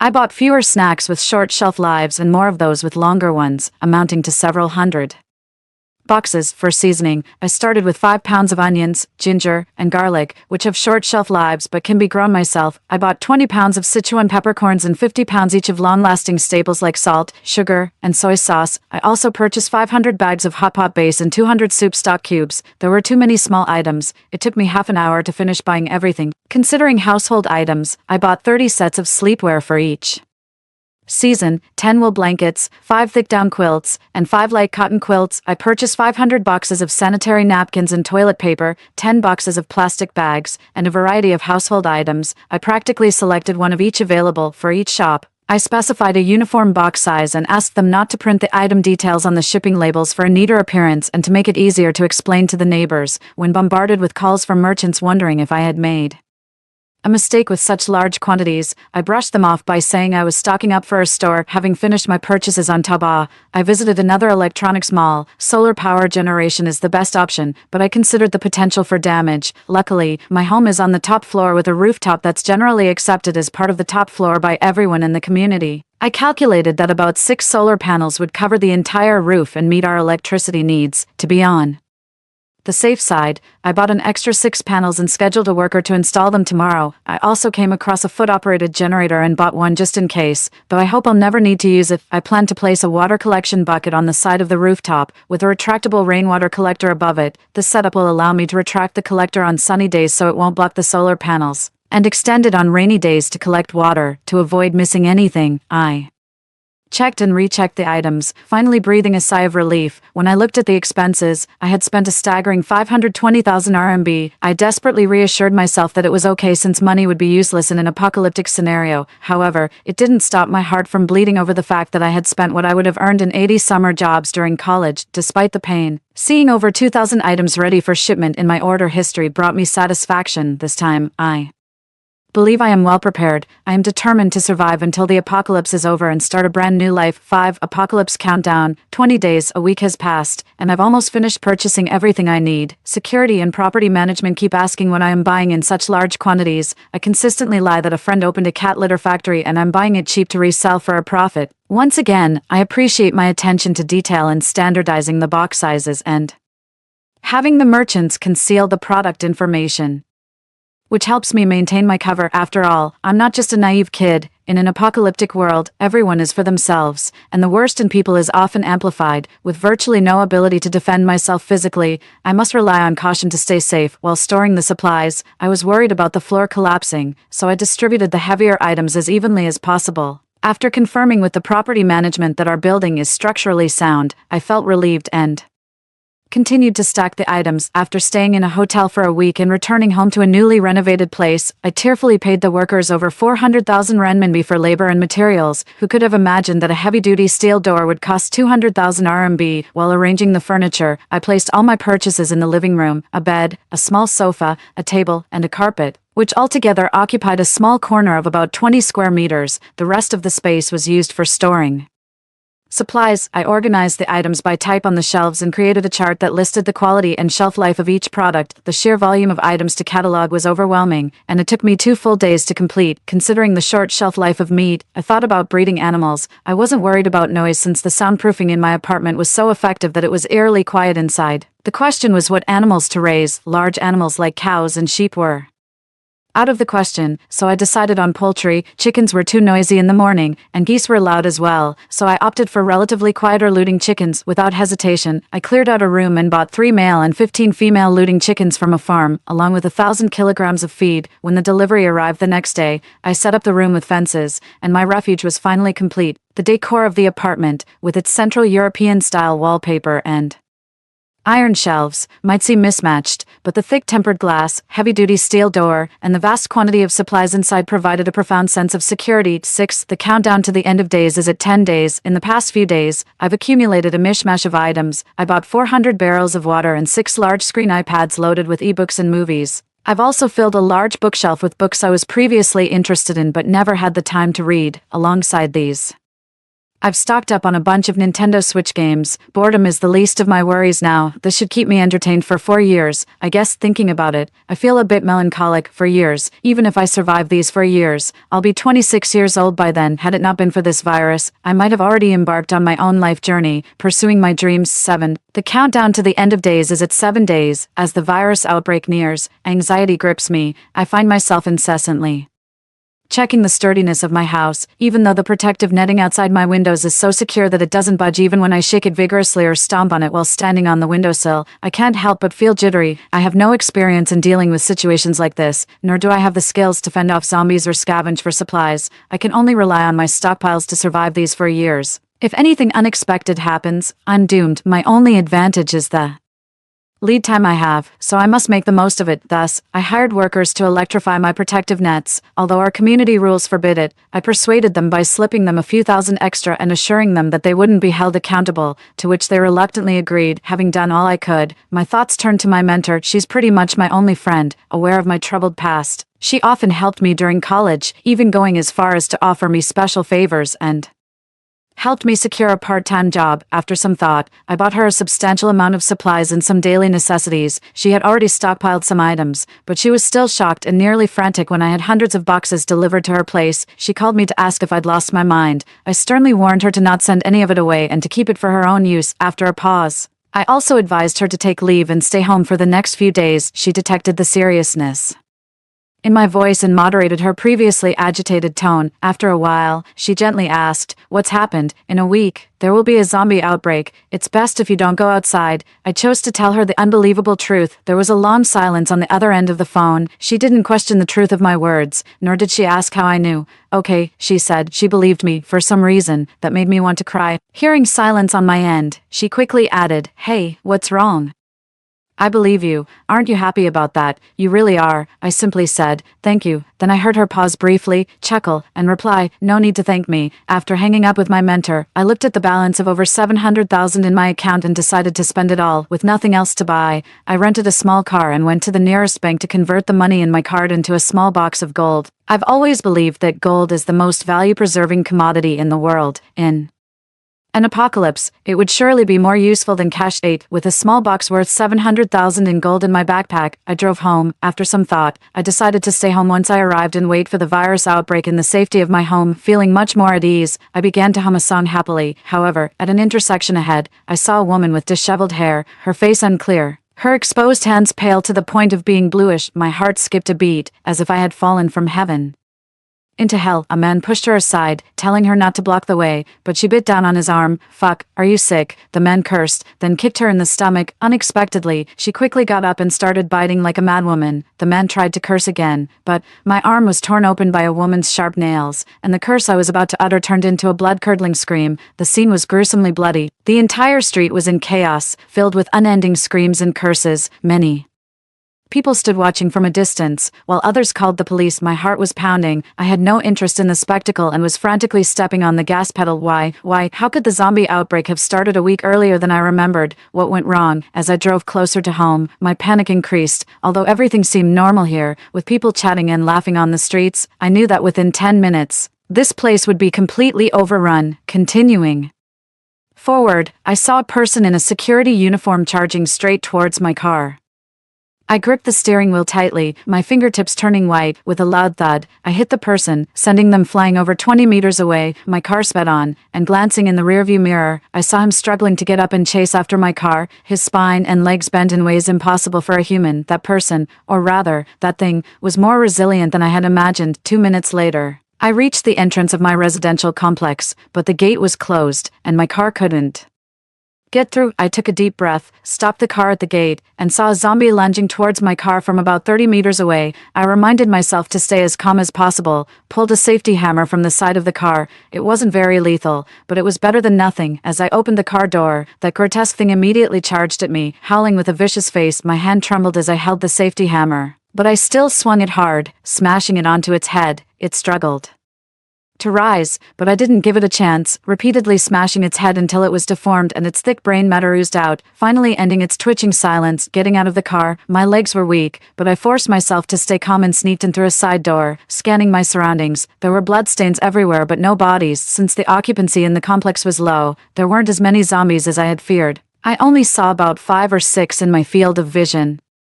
Feeling somewhat calmer, I looked for cover and made my way to our building without being spotted by zombies. I tried to calm myself down. Just one more door, and I'd be home. Seizing the moment, I bent down and rushed along the wall towards the building entrance, but unexpectedly, I ran into a pale-faced zombie around the corner. It paused for a moment, then lunged at me. Without time to think, I swung the hammer at its face. It seemed not to feel the pain and kept charging at me. Howling, I hit it again on the head with the hammer, then ran desperately towards the building entrance. The noise had already attracted the zombies within a few hundred meters, and they all lunged at me. I sprinted to the building, grabbed the doorknob, and pulled hard, but it wouldn't budge. I tried again with more force, but the door remained immovably locked. In that instant, I felt a chill down to my bones, as if I had fallen into an icy abyss, and the world seemed to spin around me. I saw the sun turn blood red, and the whole world seemed enveloped in the red light of the apocalypse. I stood alone, in utter despair, amidst the ruins. In that moment, it felt as though everything had drifted far away from me. I was cornered by 7 or 8 zombies attacking from all directions, wondering if death was still inevitable. I somewhat humorously weighed the hammer in my hand before striking down hard on the nearest zombie. It quickly got back up, and as I fought off one zombie after another, when 2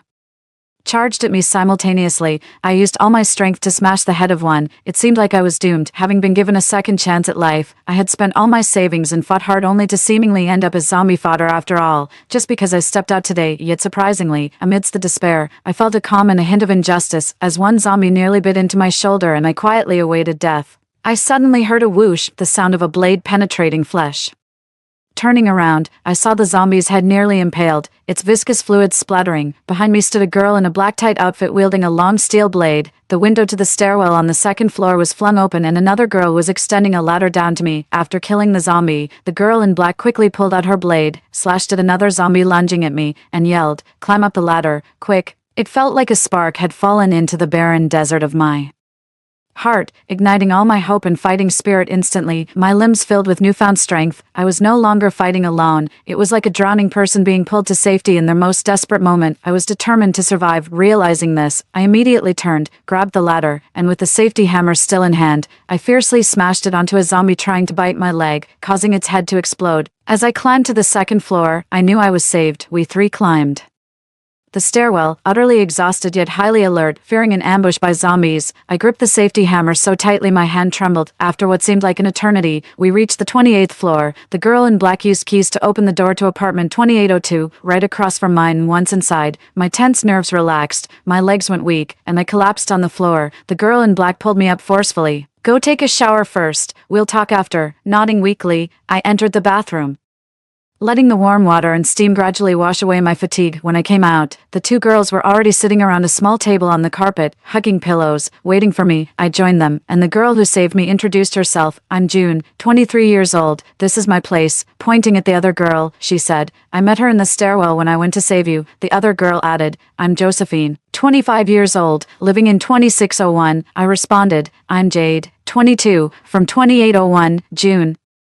Surprised, said, "So you live right across from me." After a pause, she continued, "Would you like to stay with us? We don't know what's happening outside, or when the chaos will end, but having one more person means extra support." She paused, pointing to the various blades hanging on the wall. "I have plenty of weapons." My eyes caught a silver weapon on the wall, glinting faintly. Following my gaze, June explained, "That's a real gun. Left to me by my father who was in the military, I only use it as a last resort. So, do you want to stay with us? Her clear, bright eyes and calm, gentle tone conveyed sincerity without being too imposing. She was an incredibly astute individual. As I gazed into her dark eyes, I slowly nodded. After a moment of silence, she smiled at me, about to say something, but then a harrowing scream echoed from nearby. We rushed to the window and indeed saw the bustling mall transformed into a hell on earth, where a woman was gruesomely torn in half by zombies.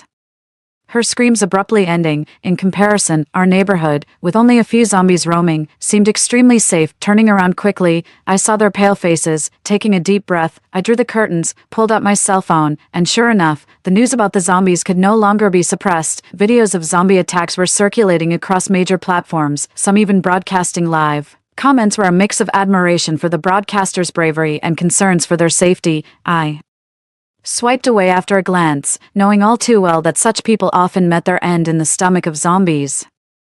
The internet was flooded with pleas for help. Some said they were too scared to leave their homes and were close to starvation, while others reported just having witnessed their companions get infected, hiding in crevices waiting for rescue. Today marked the first day of a zombie outbreak that would last for years. Silently by my side, Josephine suddenly spoke. I still need to fetch some things from the 26th floor. Let's block the stairwell after I bring them up. Let's go together, suggested June. After a moment's thought, Josephine agreed. Okay, so we tiptoed down the stairwell, fortunately encountering no danger. After several trips, we managed to move all the useful items from Josephine's home upstairs. The living room was nearly overflowing, and we were out of breath. I can't believe it. You even keep fish, June exclaimed, unable to help herself. In front of us was a large aquarium with several lively carps struggling at the bottom, gasping for air since we had drained most of the water. To ease moving, Josephine quickly fetched a basin to fill with water from the kitchen, pouring it into the tank and murmuring, "Just a personal hobby, never thought it would come in handy." Wiping sweat from her brow, June said, "Then we can rely on these fish for food for a while." She checked the supplies, adding, "We have some stockpiled food at home too. The three of us should be able to last 2 weeks without going downstairs." Waiting for government rescue, Josephine's home had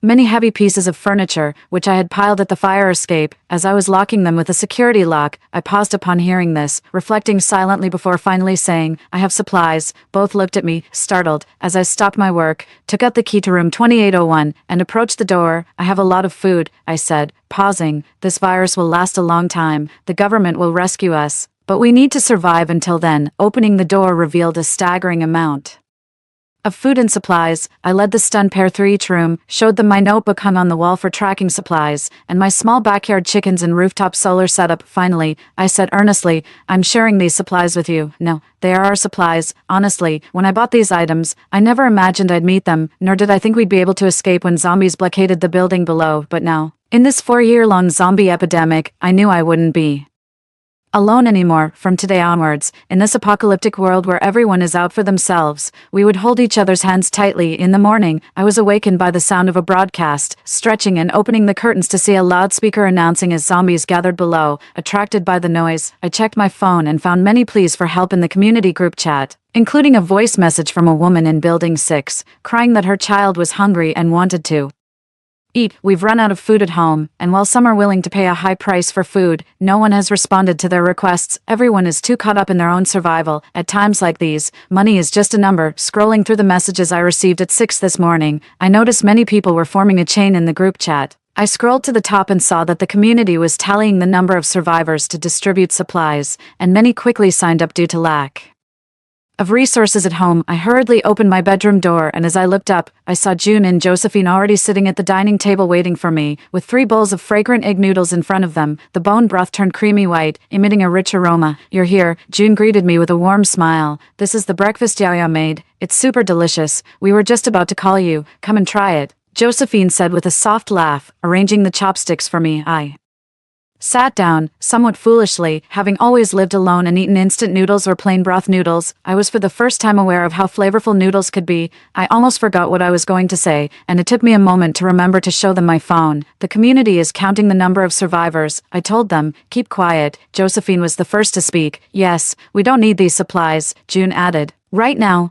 it's most important to hide our location. After Discussing it, we unanimously decided not to respond. The innocent are guiltless, but those who hold treasures are blamed. In these apocalyptic times, human nature is unpredictable. We have enough supplies and there's no need to reveal that there are people on the 28th floor over such trivial matters. Once we reached that decision, things became easier. I pulled out my SIM card and threw it into the trash can to prevent community members from discovering that my phone was still operational when they called. I then opened WeChat to check on my mentor. Fortunately, she had also made adequate preparations and had reinforced her home. She was safe staying at home, which relieved me. After ending the conversation, I looked through my contacts, flipping past names I barely recognized or felt unfamiliar with. Feeling somewhat lost, it seemed like there wasn't much left in the world to care about. I wanted to ask how the people around me were doing, but I realized I had no one to ask. Realizing how negative my thoughts were, I quickly shook my head to dispel them. I don't have many friends, but now, I know the ones I care about are all alive and well. That's a good thing. On the first day I arrived at this house, I took a door blocker from my home and placed it on the fire door and the emergency exit, and piled up many heavy items to block it.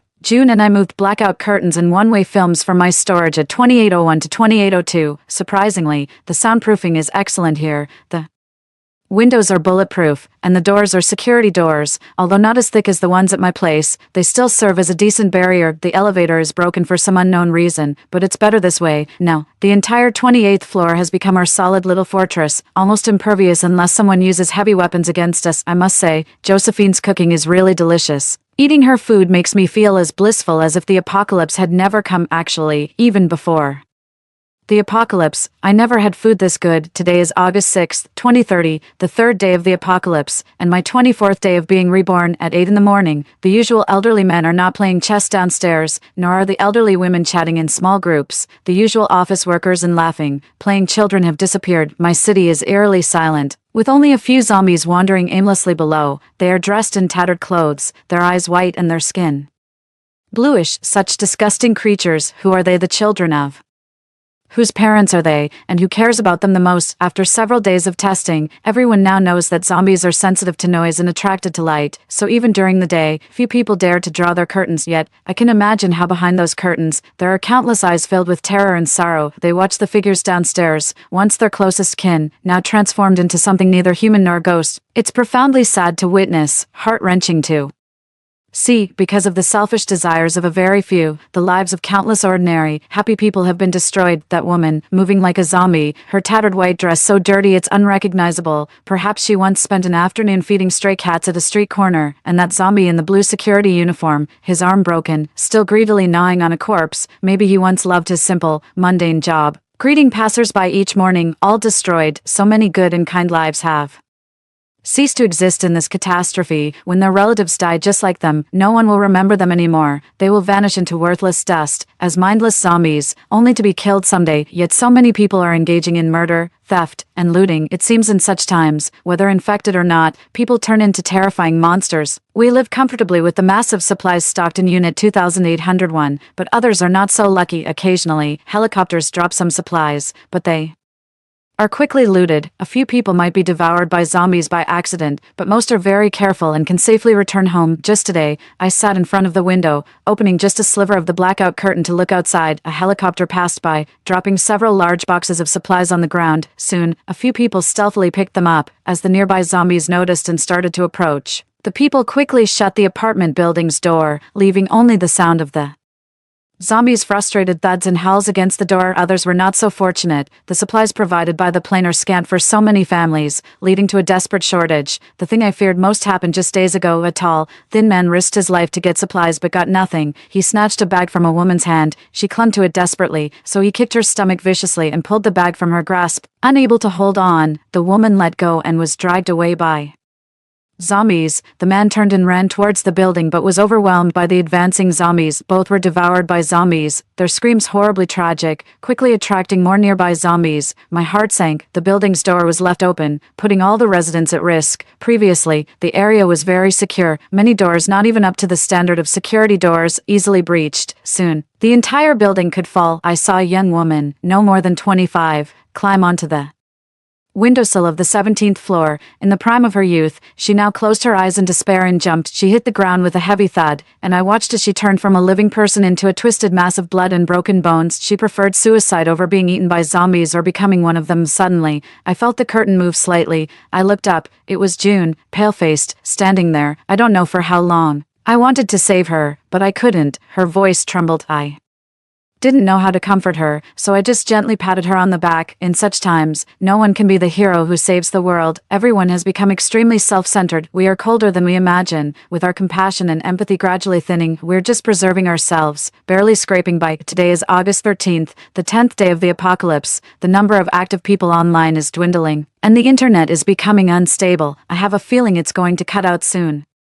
When the internet goes down, the power is likely not far behind. Building 2801 has long been running on solar power, so there's no worry there, but Building 2802 isn't. So I grabbed my phone, and with a spotty signal, I searched online for tutorials. I called over June and Josephine to help, and after a whole morning of effort, we barely managed to connect Building 2802's power system to 2801's. My 6 large solar panels supply more than enough power for our daily needs. With that sorted, we no longer have to worry about electricity. This really wore us out, so June and I shamelessly pestered Josephine to make tomato beef stew. Josephine has been managing our supplies, always calculating carefully and sparingly. We haven't had a good meal in a long time. I've hoarded so much stuff. Wasn't it all to ensure we could enjoy good food even in the apocalypse? Besides, we have enough supplies to live luxuriously for 4 years. There's no need to be so frugal. Just yesterday we had shrimp, noodles and tomato sauce. You don't need to look so pitiful, as if I've been mistreating you, Josephine said with a hint of frustration. The aroma of tomato beef stew is too strong. Others are hiding whatever little food they have, and here you are, making sure everyone knows there are people living on the 28th floor. June and I continued to give her our most pitiful looks until she couldn't stand it anymore and headed to the kitchen. This is the last time, okay, who knows how many last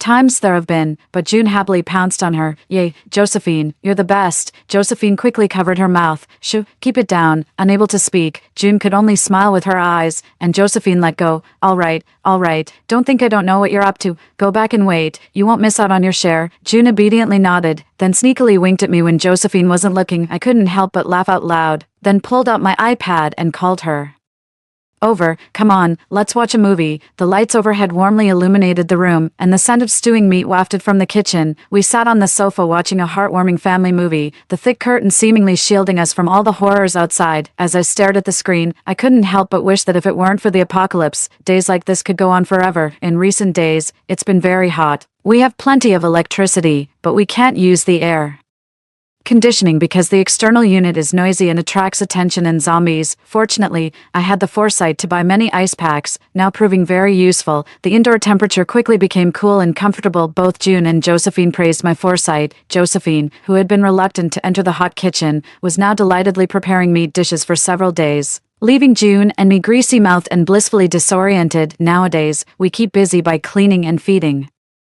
the fish. Today, I was pleasantly surprised to find a warm egg in the hen's nest. Just when we thought we could peacefully get through August, on the 27th, the water stopped. The toilets couldn't be flushed, so I brought in a large box of cat litter to manage our needs. As of today, 24 days since the zombie outbreak, water, electricity, and internet are all cut off. Ordinary households have reached their limit with food, and the government stopped delivering supplies a week ago without any further communication. These days, some people are attempting to flee or go out to scavenge for supplies, but most don't make it out of the residential area before being overwhelmed by the tide of zombies, never to be heard from again. Some fortunate few have managed to break through the zombie horde in their vehicles, escaping the zombies. We race towards a distant hope. September 1st, nearly a month since the zombie outbreak began. This was supposed to be the day I started my graduate research at University F, the day my dreams were to begin coming true. Now, I find myself holed up at home, playing Switch games and munching on shrimp sticks with June. June, must you always snatch the last one? I exclaimed, pulling my hand out of the now empty snack bag in frustration. June, clutching her laptop, stayed well away. Don't blame me, you're just too slow. Annoyed, I threw the empty snack bag at her head. She shook it off nonchalantly, eyes glued to her computer, not sparing me a glance. Jade, hurry up and get me another bag. I'm in the middle of a critical plot Twist with Haley's wife in the game and can't stop now. Wow, a month has passed, and this woman is becoming shameless. With fewer people around in the neighborhood, we've let our guard down a bit. Zombies wander aimlessly, seemingly slower perhaps due to the heat. A foul stench of decay wafts from below our building, making us reluctant to open the windows for days on end, and so the days pass recently. Josephine has taken up reading ancient medical texts for fun, like today. I woke up to find her engrossed in Ben Chao Gongmu, a classic herbal medicine book. Honestly, June and I were surprised to learn she was a doctor. We thought with her cooking skills, she must have come from a restaurant. How mistaken we were. Well, if that's the case, we won't have to worry about falling ill anymore. Jade, Josephine said with a hint of resignation, I specialize in oncology, which you probably won't need. Can you do first aid? June asked suddenly, popping her head out from behind me and startling Josephine. Well, I know a bit, but can you disinfect and prevent infection after an injury? I can manage that, but do you know what medicine to take for a fever? That's common knowledge. Yay, then we don't have to worry about getting sick. June was thrilled. The chicken named Looting hatched some chicks, a tiny brood following their mother around. Josephine then decided to lift our spirits by roasting a chicken she pulled out from the fridge. It was crispy on the outside, tender and juicy on the inside, so delicious that June and I could have cried. I wish she wouldn't be so frugal and would cook delicious meals every day. Unfortunately, during a routine check today, we found that only a third of our stored vegetables remained in the fridge. We were forced to start a major planting project. The rooftop of building 2802 was still vacant, and June and I made several trips to bring soil up from 2801. After spreading it out on the rooftop, we planted some beans and bok choy seeds. After watering them, we just had to wait for them to grow. June, hands on her hips, was full of confidence. I believe they will grow into giant bok choy. Fueled by my eager anticipation, I hummed in agreement, but my watering was relentless and half-hearted, almost bursting out. June noticed and came over to tickle me in frustration. I dodged agilely while continuing to water. In the end, the bok choy couldn't bear the weight of June's expectations and ended up lopsided and wilting, with only a few scrawny survivors. I laughed so hard I almost passed out, and June, embarrassed and angry, demanded I stop laughing. I tried to keep a straight face, but couldn't help myself. Josephine wanted to laugh too, but her own planting efforts turned out just as pitiful, so they both crazily insisted it was the seed's fault. We couldn't laugh anymore. If it really was the seed's fault, then unfortunately, we'd be eating pitiful vegetables for the next 4 years. By mid-October, the weather cooled, and the zombies became active again. Many were missing limbs, exposing ghastly white bones, and some were so decayed they were falling apart. 2 months had passed, their clothes were tattered, and at night we could occasionally hear the zombies' howls. It seemed like there were no more living people in the city. The three of us were left behind, slowly becoming an isolated island, with fewer people around. The starving zombies began to search for food in other communities, which significantly reduced their numbers day by day. I could see my city becoming more desolate. For the past few days, I felt a heavy unease in my heart, constantly feeling anxious. At night, I lay in bed, and upon opening my eyes, I found myself outside. Whether sleepwalking or not, I couldn't tell. The neighborhood was pitch black without streetlights, and I could barely make out the shadows of vague objects. I looked around and, for the moment, didn't spot any zombies, but my heart was racing as if it was going to leap out of my throat. I wanted to run back to my home, but my legs felt as heavy as if filled with lead. Not far ahead, I saw a man standing in the darkness with his back to me. I wanted to keep my distance, but my body uncontrollably moved towards him. I tapped on his shoulder and heard myself ask, "What are you doing here?" He turned around slowly, and as his face came into view, his eyes were sunken and pale, his frame skeletal, his skin tinged blue, and he lunged at me with his mouth wide open. I screamed briefly, jolting awake to find myself breathing rapidly and covered in cold sweat. It was a dream, a disturbing dream. At 2:30 in the morning, I opened the door and walked up to the rooftop. The night air was cool, brushing through my hair and across my face. It felt somewhat comforting. The moon played hide and seek among the streaming clouds, with stars twinkling faintly. I gazed out over the city, which now lay in darkness, void of its once bustling lights. I reached out my hand, feeling the cool, moist night air. "Jade," a slightly hoarse yet still gentle voice came from behind. I turned around, and there she was in a loose white shirt, bathed in soft moonlight. "So, you came here because you had a nightmare in the middle of the night." June leaned beside me on the brick parapet, resting her chin on her hands. I nodded slightly. She yawned sleepily, then playfully ruffled my hair. "Do you need a warm hug from your sister?" My voice was a bit nasal. She opened her arms wide, her eyes calm and steady. I hugged her tightly, and she hugged me back just as fiercely. There was always a comforting strength about June. No matter the time, October 29th, I was awakened by the glaring sunlight. It was Josephine who had drawn the curtains. Groggy, I was about to speak when Josephine sneakily led me to the window. Below, a noisy group had burst into our complex. They set up camp in the lobby of Building 6. with several jeeps and guns, over 20 burly men, accompanied by a few disheveled women. I stared in shock, quickly drawing the blackout curtain. They were very close, and their barbaric laughter could be faintly heard upstairs. We were more afraid of being discovered, for that would surely mean death, or a fate worse than death, so I checked around the building to make sure nothing would reveal our presence. The rooftop was high below, neither our planted vegetables nor the solar panels are visible. Even so, we cannot fully relax just yet. We are constantly on edge. Barely daring to breathe, the blackout curtains are drawn all day, making the inside of our home very dark. Josephine lights a small LED night light for illumination, but at night, we fear any light might leak, so we don't even dare to turn on the night light. She also stops cooking. For lunch, we just eat canned food and compressed biscuits. We make no sound indicative of human presence and avoid any unnecessary movements except for essential bodily functions. I spend the rest of the time sitting in front of the balcony, peering through a small gap in the blackout curtains to monitor their movements. On the first day, they just gathered together, laughing loudly as if not afraid of attracting zombies. The three of us took turns keeping watch, never letting our guard down. The worst happened the next day. They started searching the building. 26, Brother Sean, this building is dripping with wealth, a man with tattooed arms said as he carried a bag of rice and a half box of instant noodles, addressing the Scarface leader. This is a rich area. The conditions are great, Scarface replied. Just not sure if there are any living people left. Another burly man sneered sleazily.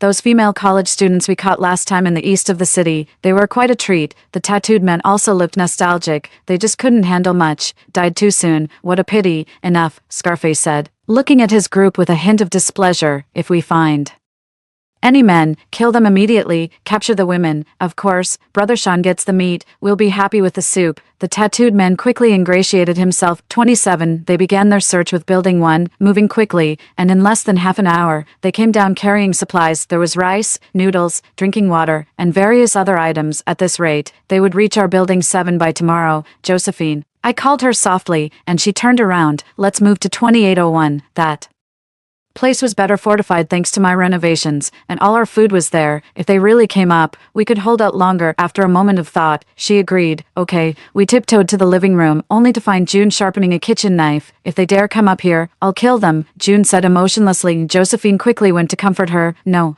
let's not resort to violence when there are safer ways. June remained silent, head bowed. I quickly grabbed her hand and pulled her up. Come on, we're moving to 2801 now. Do you have anything to pack? I'm not great at changing the subject, but fortunately, June calmed down a bit and wasn't as impulsive as before. 28. Eventually, June took every weapon we could carry from the house, including wall-hung ones, kitchen knives, fruit knives, her prized lightweight steel sword, and the silver pistol. These were our last resort. Carrying a modest amount of belongings and unfinished food, we quietly opened the front door. The corridor was eerily silent. Our previously stacked junk had firmly blocked the fire door, and the doorstop was securely in place. Feeling slightly reassured, I looked out the window. They had already searched up to Building 4. It wouldn't be long now. We opened the door to 2801, which was filled with supplies. The living space was narrow and cramped. The only bed was in the living room, along with a small sofa and a coffee table. Besides that, there was no other furniture. We placed the supplies we brought from next door in the kitchen, which housed 4 double-door refrigerators. It was not as spacious as the one next door, and because it hadn't been used in a while,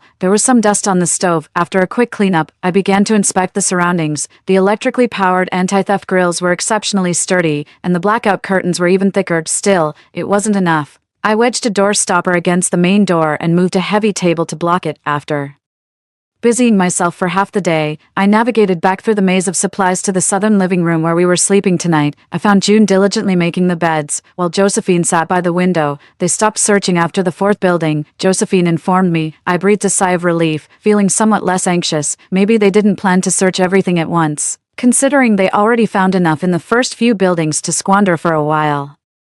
Regardless, it was good news they didn't search our building tonight. Their noise was louder than usual, attracting some zombies, all of which were dealt with. However, fearing it might attract more, they quieted down a bit. The 3 of us lay in bed. Finding the soundproofing here indeed made it easier to sleep more soundly than next door. Day 2, early in the morning, a few of them drove out of the neighborhood, as usual. I watched their movements. They ran to a viaduct far from the residential area and seemed to be transporting something. I took out my binoculars and looked closely. My pupils suddenly constricted. It was the bodies of two women. Their bodies were bruised and barely covered by clothes. As if accustomed to it, they threw the bodies off the bridge, which landed on the concrete below with a loud thud. The sound quickly attracted the zombies in the vicinity. While they started the engine and drove back toward the neighborhood, I could barely hold the binoculars, my face pale.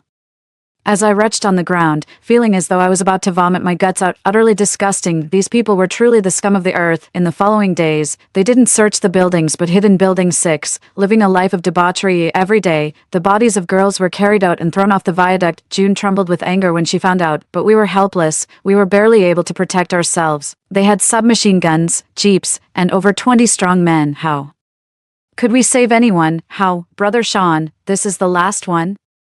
A bald man said, pointing at a woman on the ground, barely alive and covered in bruises from abuse. TCH, the scar-faced leader scoffed and lit a cigarette. Keep searching. I refuse to believe there's not a single living person in such a big compound. All right, Brother Sean, what about this woman? A ruined whore, thrown under the bridge tomorrow. Forget about her. Yes, they didn't see the dirty woman's fleeting look of hatred. I had a simple lunch of canned food and bread, then sat by the window again. They had resumed searching the buildings, starting from Building 4 and working their way up, floor by floor. I calmly asked June for a weapon. I took a small hatchet, Josephine grabbed a kitchen knife, and June, the only one skilled with firearms, took a silver handgun. As the group hadn't reached our building yet, June hurriedly taught us how to use the handgun, saying, "If I die, you take this gun." My heart sank, and I opened my mouth but ultimately said nothing. As dusk fell, the group entered Building 7 under the blood-red light of the setting sun. Every one of us was highly tense, holding our breath. Time passed, and I knew they were getting closer to us, floor by floor. I could even hear their voices. "Search quickly,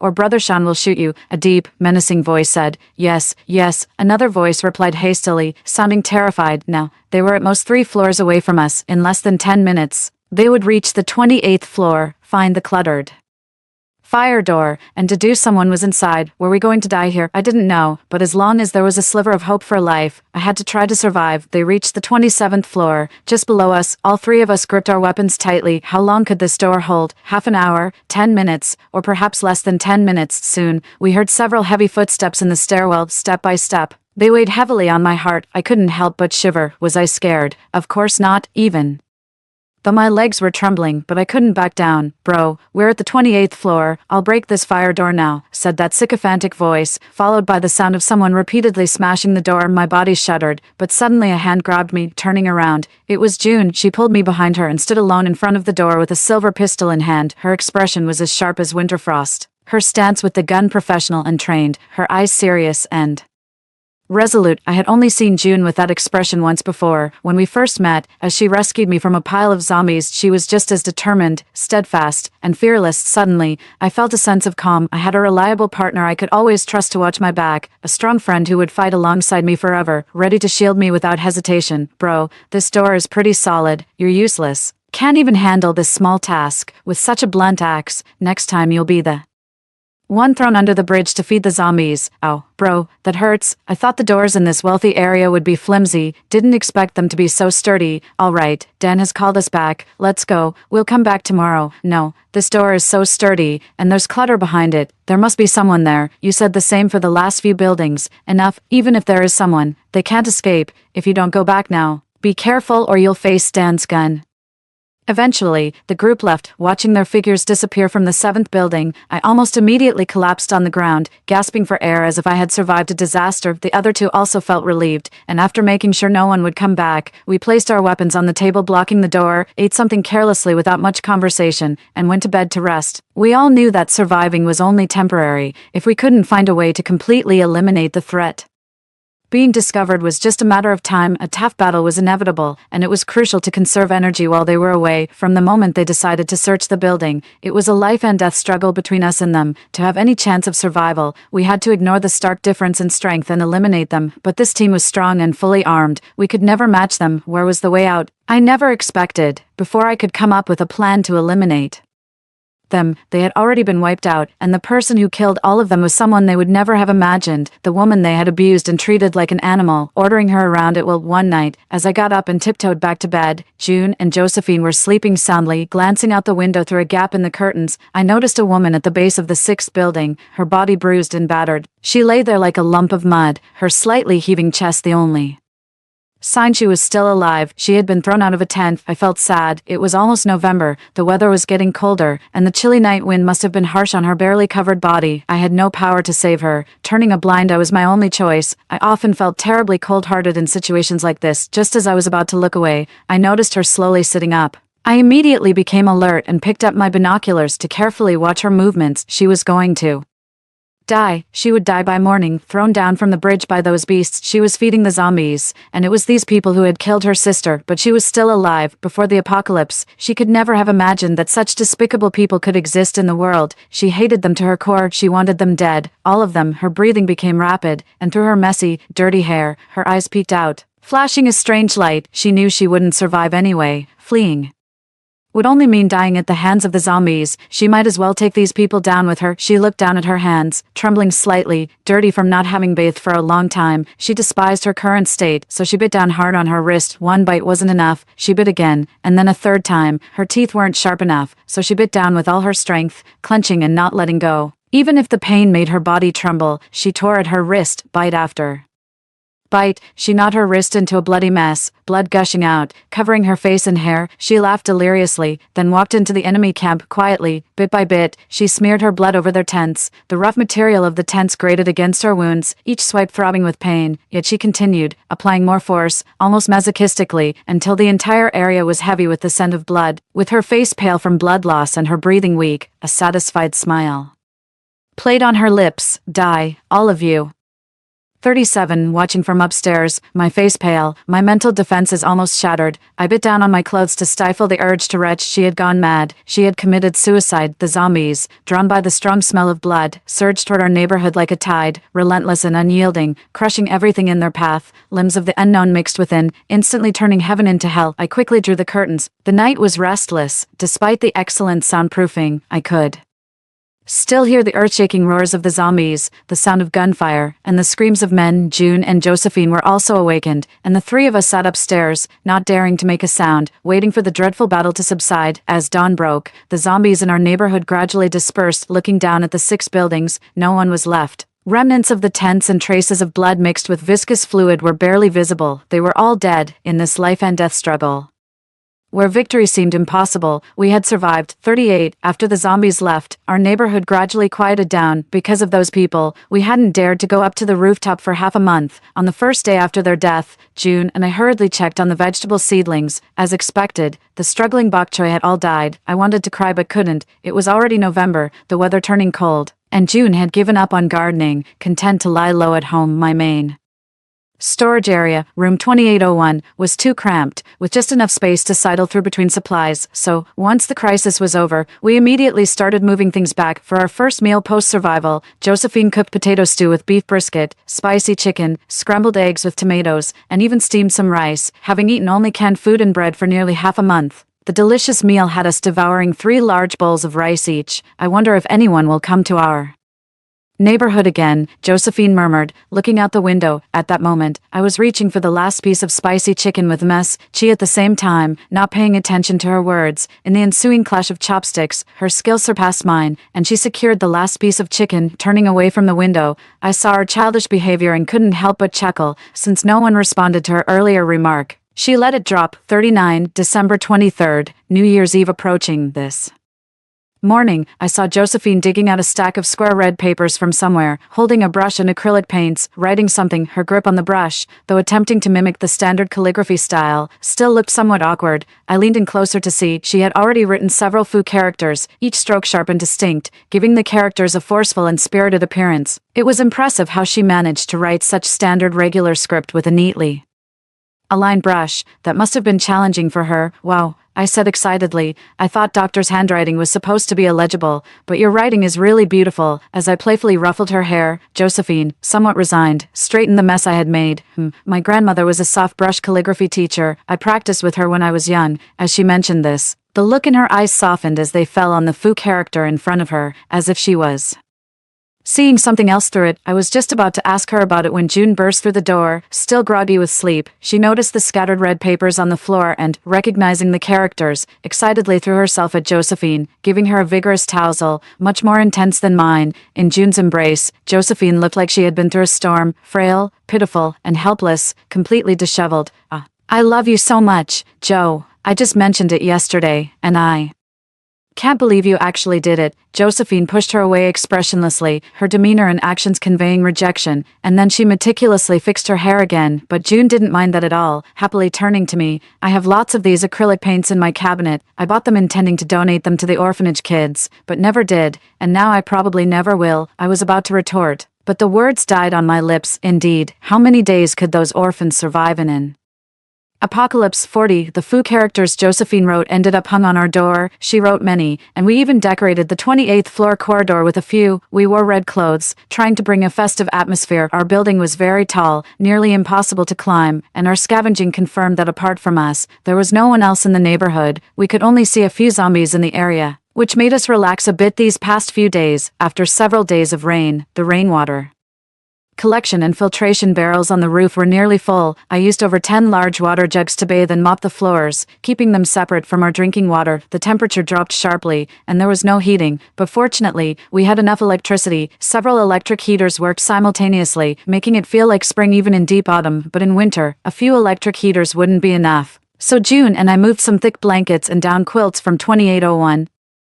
Unknowingly, it had been 3 months since the zombie outbreak began. Ha ha ha, June, that outfit is hilarious. Ha ha ha. I couldn't help but mock June, who, being slow, ended up wearing a bright red outfit, and she was furiously annoyed. Your Mickey Mouse isn't any better. What are these ridiculous clothes? It's great. I thought I would barely survive these 4 years alone, but now it seems my life is full, happy, and there's something to look forward to, making the days ahead seem less daunting. 41. It was December 26th, and June enthusiastically listed a New Year's Day menu of her favorite dishes, which earned her a playful smack on the head from me. Josephine seemed interested in the spicy bullfrog on the list, then stared at me, sending shivers down my spine. Who would have thought to stockpile bullfrogs with the apocalypse coming? Don't look at me. I really didn't stock up. She looked at me for a while longer, then reluctantly shifted her gaze. Oh, this woman is really scary.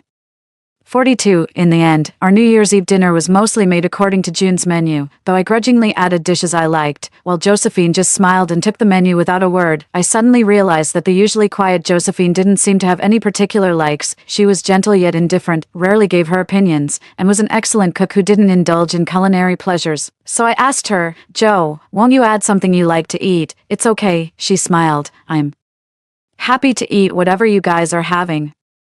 As expected, on the evening of the 31st, Josephine prepared a table full of dishes: spicy chicken and beef stew with potatoes, made especially for me. Sweet and sour spare ribs and braised fish were what she cooked for June, none of the dishes she personally enjoyed. Watching this, I felt a bit gloomy inside. Clang, clang, clang, clang. Turning around, I saw June approaching with a bowl of soup. I made some rock sugar stewed pears especially for you. Let me know what you think, she said with a beaming smile. Josephine paused for a moment, then also smiled, her eyes curving like crescent moons. I smiled too. I'm fortunate to have met them in these end times. As I was smiling, something struck me as odd. Where did she get pears? It turned out this was a scam. What June had actually made was rock sugar stewed potatoes. Josephine only took one sip before her usually gentle face contorted, and June quickly slipped back to her bedroom to hide. Josephine looked around, couldn't find June, then cracked a bizarre smile at me. My heart skipped a beat, and just as I thought about making a quick escape, Josephine grabbed me by the collar and pulled me back. Jade, try some, she said in an unusually gentle voice, which sounded devilishly whispering in my ear. I trembled in fear. Josephine grinned menacingly, like an evil matriarch in an ancient harem force-feeding poisonous soup. I took a big gulp unwittingly and froze. What was this taste? Like syrup mixed with laundry detergent, both salty and sickeningly sweet, with the potatoes probably not washed properly, still carrying the earthy smell and texture. June had a talent for making such a dreadful soup. I looked at Josephine mournfully, innocently. Josephine spread her hands and then pointed towards June's bedroom. I nodded, and together with Josephine, we tacitly ran towards the door. June, come out. After the commotion, we were all exhausted, our hair a mess, But at least we could sit peacefully around the low table. The red wine I had idly stashed was still unopened, and the food was lukewarm. We decided not to heat it again and just ate it as it was. 3 refugees huddled together eating a meal. It looked bizarre no matter how you saw it.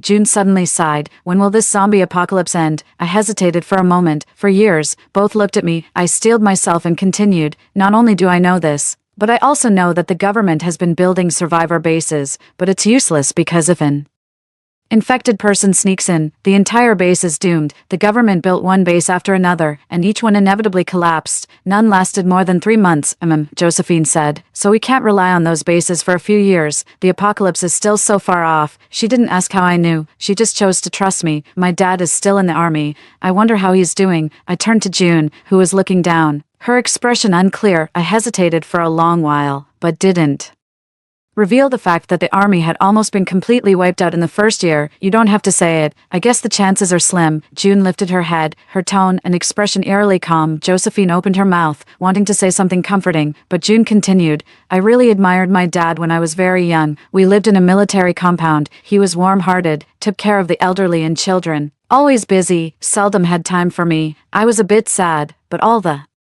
uncles, aunts, grandpas, and grandmas in the compound took good care of me. My older siblings were always willing to play with me and would buy me delicious treats. When we moved away, I was 7 years old. So many people came to see us off. The crowd was massive, stretching further than the eye could see. I still remember another of his comrades' mother grasping his hand and stuffing food into it, and an elderly grandmother with white hair holding a basket of eggs, crying and thanking him for his care over the years. My dad's hands were filled with gifts from people, and they only stopped giving when he could no longer hold any more. They told me, June, your dad is a good man, you need to make him proud. Later, we moved from place to place, and no matter where we went, he would always encounter people he had helped before. Eventually, we went our separate ways, and I started working on my own, still frequently meeting his old friends. One aunt, upon hearing me called June, asked what my father's name was. After I told her, she smiled warmly at me, saying that our surname, G, was rare, and she could tell just by my demeanor that I was my father's child. Though we didn't spend much time together, I remember many instances of him helping others, from small acts like helping someone carry things to significant actions like seeing a disabled child begging on an overpass, anxiously asking if he had been kidnapped, and even showing his military ID to prove his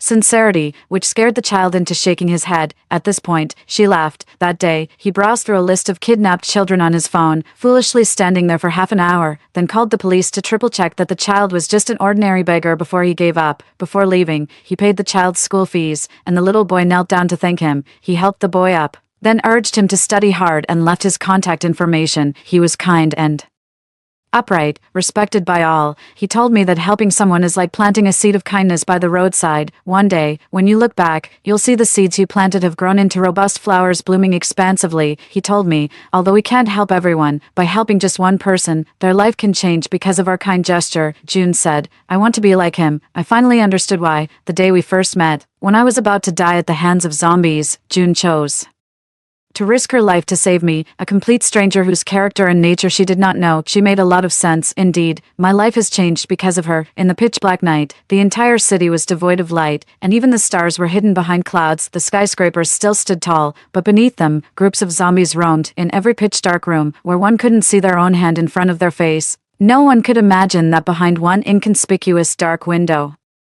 shielded by thick curtains, there lay such a warm scene. Cheers. Our glasses clinked together, the liquor swaying under the warm yellow light as the three of us sat together, enjoying our first meal of the new year. By this time, June was slightly tipsy and said, I have a dream that one day, when I have money, I will open an orphanage. I could help many people, fundraise for elderly people without money for medical care, and support children in mountainous areas to go to school. I could also take in children without parents, and in the orphanage, I could play the guitar for them. As she spoke, there was a sparkle in June's eyes, and I couldn't help but laugh and ask, You can play the guitar? June replied, Of course, and then hugged her own guitar, clinging to Josephine. She playfully pleaded, Josephine, Josephine, can I play the guitar while you sing? Josephine smiled helplessly. I only know one song. June's eyes sparkled with excitement as she nodded eagerly. The little boat rocks, rocks, rocks to the bay.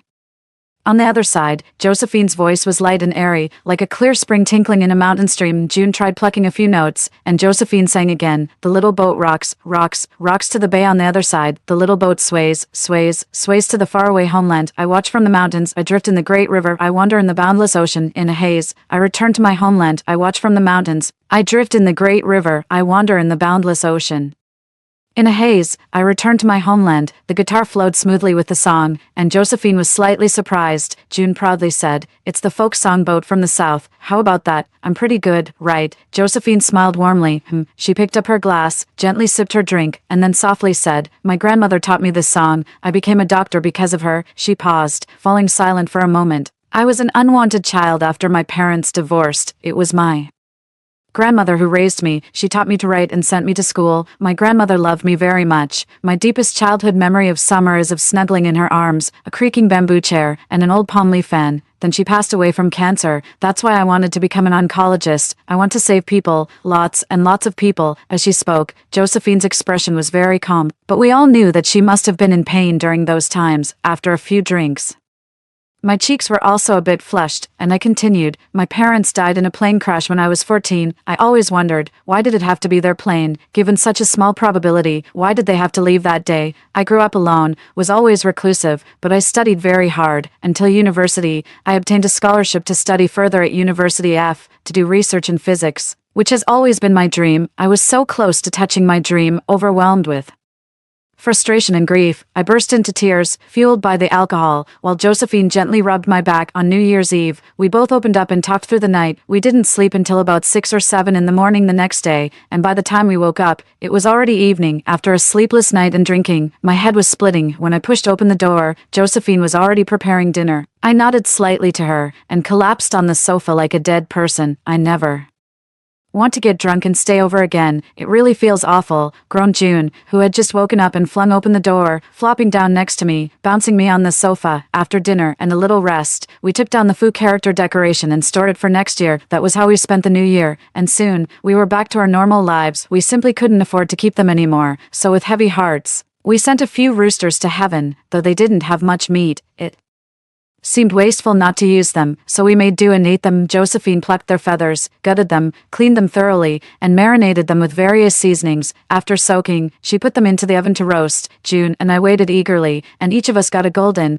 crispy roasted chicken. The grass carp in the aquarium have also laid eggs. We placed them into a separate hatching box attached to the side of the tank, hoping to raise many little fish. Every day I wake up to play games, watch shows, snack, enjoy delicious meals, and chat with good friends. This kind of life is simply too comfortable, so the three of us nested in our well-stocked home and embraced a laid-back life. On January 30th, we did a thorough cleaning, including the corridor and the rooftop between the sections 2801-2802. I took stock of our supplies. Nearly half a year had passed, and we had consumed less than an eighth of our stock. The supplies I had hoarded were still substantial, and we could continue to sustain ourselves with gardening and farming. Once again, I was reminded that in a post-apocalyptic world, a paradise like ours could attract envy, for innocence harbors no crime, but possession does. Caution and care are always the best policies, no matter the situation. On February 12th, another living person entered our community, unlike before. This time it was a young girl in tattered clothes and a distraught expression. The weather was still cold. She wore a dirty cotton coat and hugged the walls as she walked. She seemed to be heading somewhere, walking steadily north. Clearly, it was not a good time to be traveling. From our 28th floor apartment, we could see groups of zombies wandering around the entrance of the complex. From her perspective on the ground, she couldn't see them, but she kept moving forward. "I want to save her. Can I?" I turned around to find June behind me, looking at Josephine and me. Her eyes calm but filled with pleading. I opened my mouth, wanting to stop her, but then I hesitated. What could I say? She had saved me in the same way when we were strangers. Finally, I said, "I'll go with you." As soon as the words left my mouth, she was already changing her clothes. June quickly tightened her belt and put on her shoes. "Thank you." Her eyes were filled with a resolute trust. We moved the clutter aside and pushed the heavy fire door open just a crack, letting Josephine keep an eye out for us as June and I quickly descended the stairs. This was our first time leaving the house since the apocalypse began. I gripped the silver pistol at my waist tightly, feeling somewhat reassured. When we reached the ground floor, through the clear glass of the unit door, we saw the girl running back in terror, pursued by 4 or 5 zombies, their faces ferocious and drooling. She backed against the wall of Building 5, trembling, holding a wooden stick, with trembling hands. She smashed it down on a zombie's head, shattering its skull and splattering its brains. The lock on the unit door had been smashed open by a previous gang of robbers. June pushed the door open and stabbed a zombie in the neck. Let's go. June grabbed the girl. Into Building 7. I opened the door, and the moment the two of them ran inside, I slammed it shut. Then came the heavy thud of zombies crashing against it. I held onto the apartment door tightly, turning around. I immediately noticed a half-inch long wound on the girl's arm, where dried blood mixed with dirt had started to fester, following my gaze. She quickly explained, "It's not a bite from a zombie. I'm not infected." I covered the cut with soil to prevent the smell of blood from attracting zombies. It might look a bit scary. I nodded silently. The continuous thudding of zombies against the door could still be heard, and we could even see the distinct faces of zombies on the door. I took the wooden stick from the girl and used it to secure the door firmly. "This door won't hold much longer. We need to move upstairs now," I said. June nodded in agreement. After what felt like an eternity of climbing, with my legs nearly cramping, seeing Josephine at the 28th floor's fire escape was like seeing a savior. I ran towards her, collapsing into her arms. She steadied me, her voice filled with concern. "I was just watching from the window. There were a lot of zombies downstairs, but they've mostly dispersed now. Are you all right?" "They've dispersed," I gasped, exhausted. "I'm nearly dead from fatigue." That meant I was fine. Josephine's worry eased as she then told June and the girl, "Come on in, it's cold outside." The girl followed us into apartment 2802. The warm, clean, and comfortable atmosphere of our home hit her as she entered, and she couldn't help but tear up, perhaps wary of dirtying the carpet with her soiled clothes. She stood hesitantly at the doorway. Seeing this, a wave of emotion washed over me. I helped her take off her dirty jacket and placed it on a corner cabinet, just as June finished boiling some water. I gestured towards the bathroom and told her, "Go take a shower, we'll talk afterwards." Her eyes reddened as she asked, "Won't that waste a lot of water?" I smiled and reassured her, "Don't worry, we have plenty of water." She nodded, then cautiously entered the bathroom. June brought her a set of clean clothes, hanging them on the bathroom door handle, before leaving the room. Later, the three of us in June's room decided to keep the vast supplies in apartment 2801 a secret from her.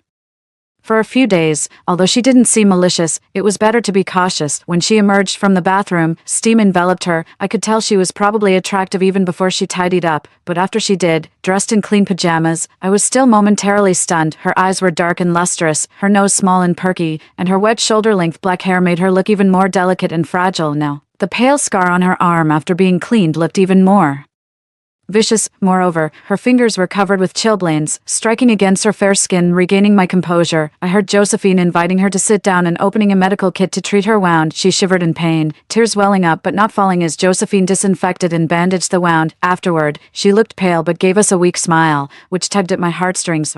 Surviving in these apocalyptic times is not easy. I heard June ask her, "What's your name?" The girl softly replied, "Catherine, my name is Catherine." At that moment, I felt as if struck by lightning. Catherine, in the prophetic dream I had after my death in my past life, she was the one who ultimately exposed Dr. Lee's crimes and saved humanity. If the zombie virus we faced was a book, she would undoubtedly be the main heroine, and me, who died on the first day, they don't hold up well under too much direct sunlight. We were practically in awe. Here was Catherine, who had barely survived a year at an agricultural university, sharing expertise that was reviving our rooftop garden and our spirits. Her tips on planting were a mix of the practical and the little known, and they transformed our approach to urban farming in the post-apocalypse. The subsequent weeks saw our rooftop turning into a thriving green space, an oasis amidst the desolation surrounding us. It gave us not just sustenance, but a renewed sense of hope and purpose. Catherine, once a mere survivor, became the heart of our little community, her knowledge a beacon in our continued fight for survival. Spinach seeds have a tough outer shell, so it's essential to soak them for a few hours before sowing. This process significantly increases the germination rate. We were stunned as we realized why our vegetable yields were inferior compared to others. However, the revelation was more exciting than disheartening. After being forced to eat junk food for months, seeing the lush green vegetables on the balcony brought us to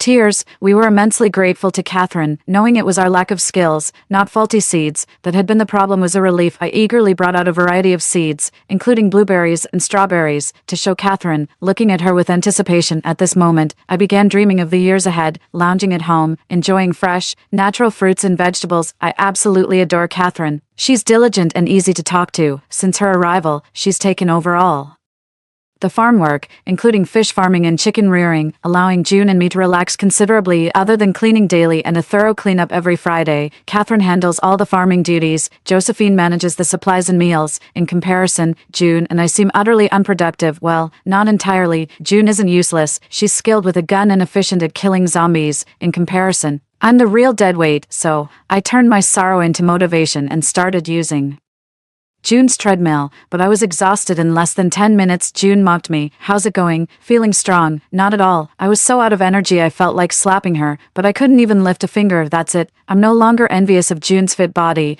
It's earned with her life on the line. I've realized that with such capable teammates, settling for mediocrity seems to be my fate. As the days grew warmer, eventually turning hot with the arrival of midsummer, the watermelons Catherine planted ripened, sitting in front of a fan, with a half-eaten watermelon in my lap and a video game controller in hand. I must admit, life felt pretty great. The zombies in our neighborhood had dwindled, leaving only a few wandering near the main gate. We could easily stroll down the streets, but with our ample supplies, there was no need to venture out. On August 3, 2031, a whole year had passed since the zombie outbreak. Time has flown unbelievably fast. I vividly remember the phone call with my mentor when it all started. I haven't contacted her in a year and hope she's still safe. Just then, I heard Catherine's exclamation. Looking up, I saw she had found several of June's acrylic paint cans. Her eyes sparkled as she asked, "Can I use these?" I shrugged. "They're June's, but she probably won't mind." After waking up from my nap, I found June and Josephine gathered around Catherine, engrossed in something. I approached them, sleepy-eyed, and was stunned by the scene. Catherine's painting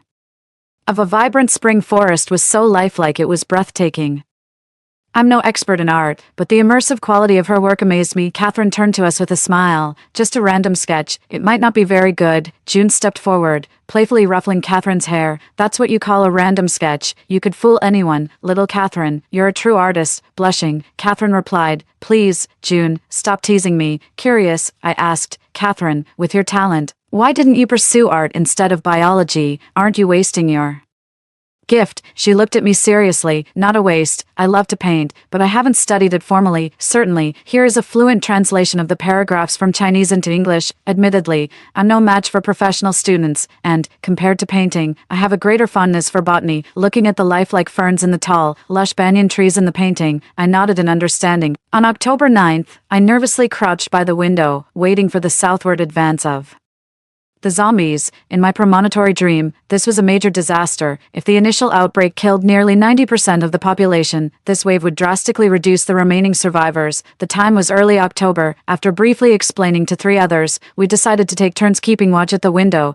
This wave of zombies was also a point of their evolution, so we needed to document the characteristics and weaknesses of these advanced zombies. Before the wave hit, we moved to the confined space of apartment 2801 and set up a makeshift observation post with a telescope and a small table. As I watched the horizon, my pupils dilated. At the very edge of the city, where it met the sky, a dark mass appeared, spreading southward. "Catherine," I whispered to Catherine, who was closest to me. She looked over with a serious expression and whispered back, "Is it time?" I nodded. When the wave hit, my city turned into a hellish landscape. They could smash through any door, crazily flooding in and tearing apart any living creature behind them. They turned on each other, biting and devouring their kind. Through the telescope, I forced down my disgust and wrote, "Lacks intelligence, loses photosensitivity," followed by cannibalism in my notebook. It was time to switch shifts. Josephine was already standing behind me. I nodded at her, then tiredly walked to the bed and carefully lay down. Since I had only prepared one bed for myself before the apocalypse, there was just one. Fortunately, I had bought a large bed, so 3 people could sleep in it without being too cramped. Listening to the soft, shallow breathing next to me,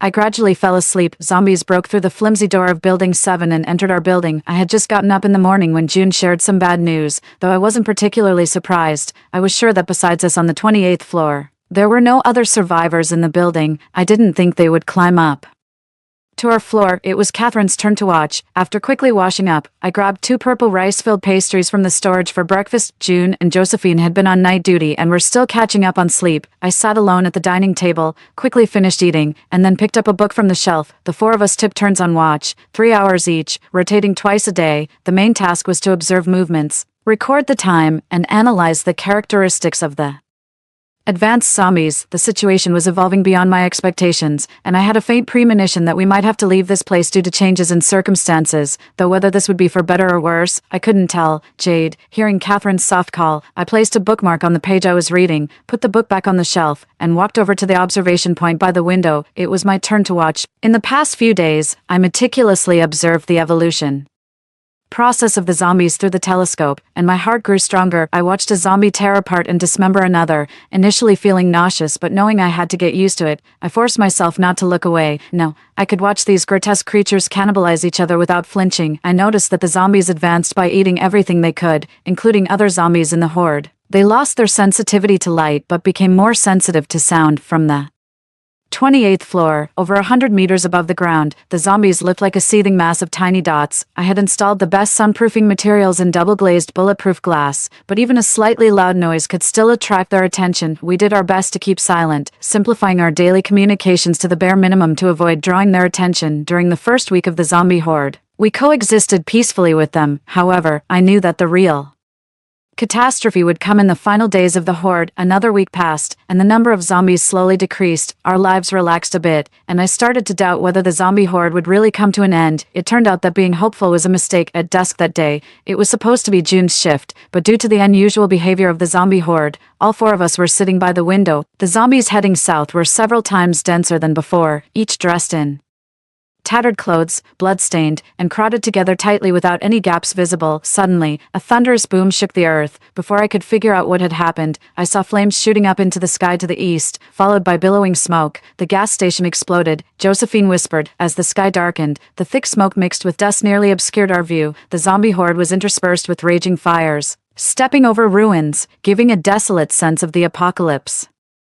They surged crazily in all directions, storming into our building, their roars echoing continuously. The disaster lasted until the morning. Under a sky full of dark clouds, a light rain began to fall. The fire was extinguished, revealing the charred remnants of what was burned. The number of zombies drastically reduced, and after a few weeks, things slowly returned to normal. We survived yet another close call. But there was little joy in our hearts. After all, my premonitory dream had been largely inaccurate, and no one knew how many more such disasters we would face. I became increasingly convinced that we might not be able to wait out the apocalypse on the isolated 28th floor as I had originally imagined. In the unpredictable and rapidly changing end times, having prophetic dreams, I felt for the first time that the future was not set in stone and its development remained uncertain. Every butterfly effect could influence the global situation. Sitting and waiting for death is never a good strategy. I had thought that aside from us, there were no other living people in this community, but today I was shocked to see a small, thin boy enter our building to evade the zombies. I knew that the global population had decreased again after this wave of zombies, but the fact that we could still see a survivor, and a defenseless little boy at that,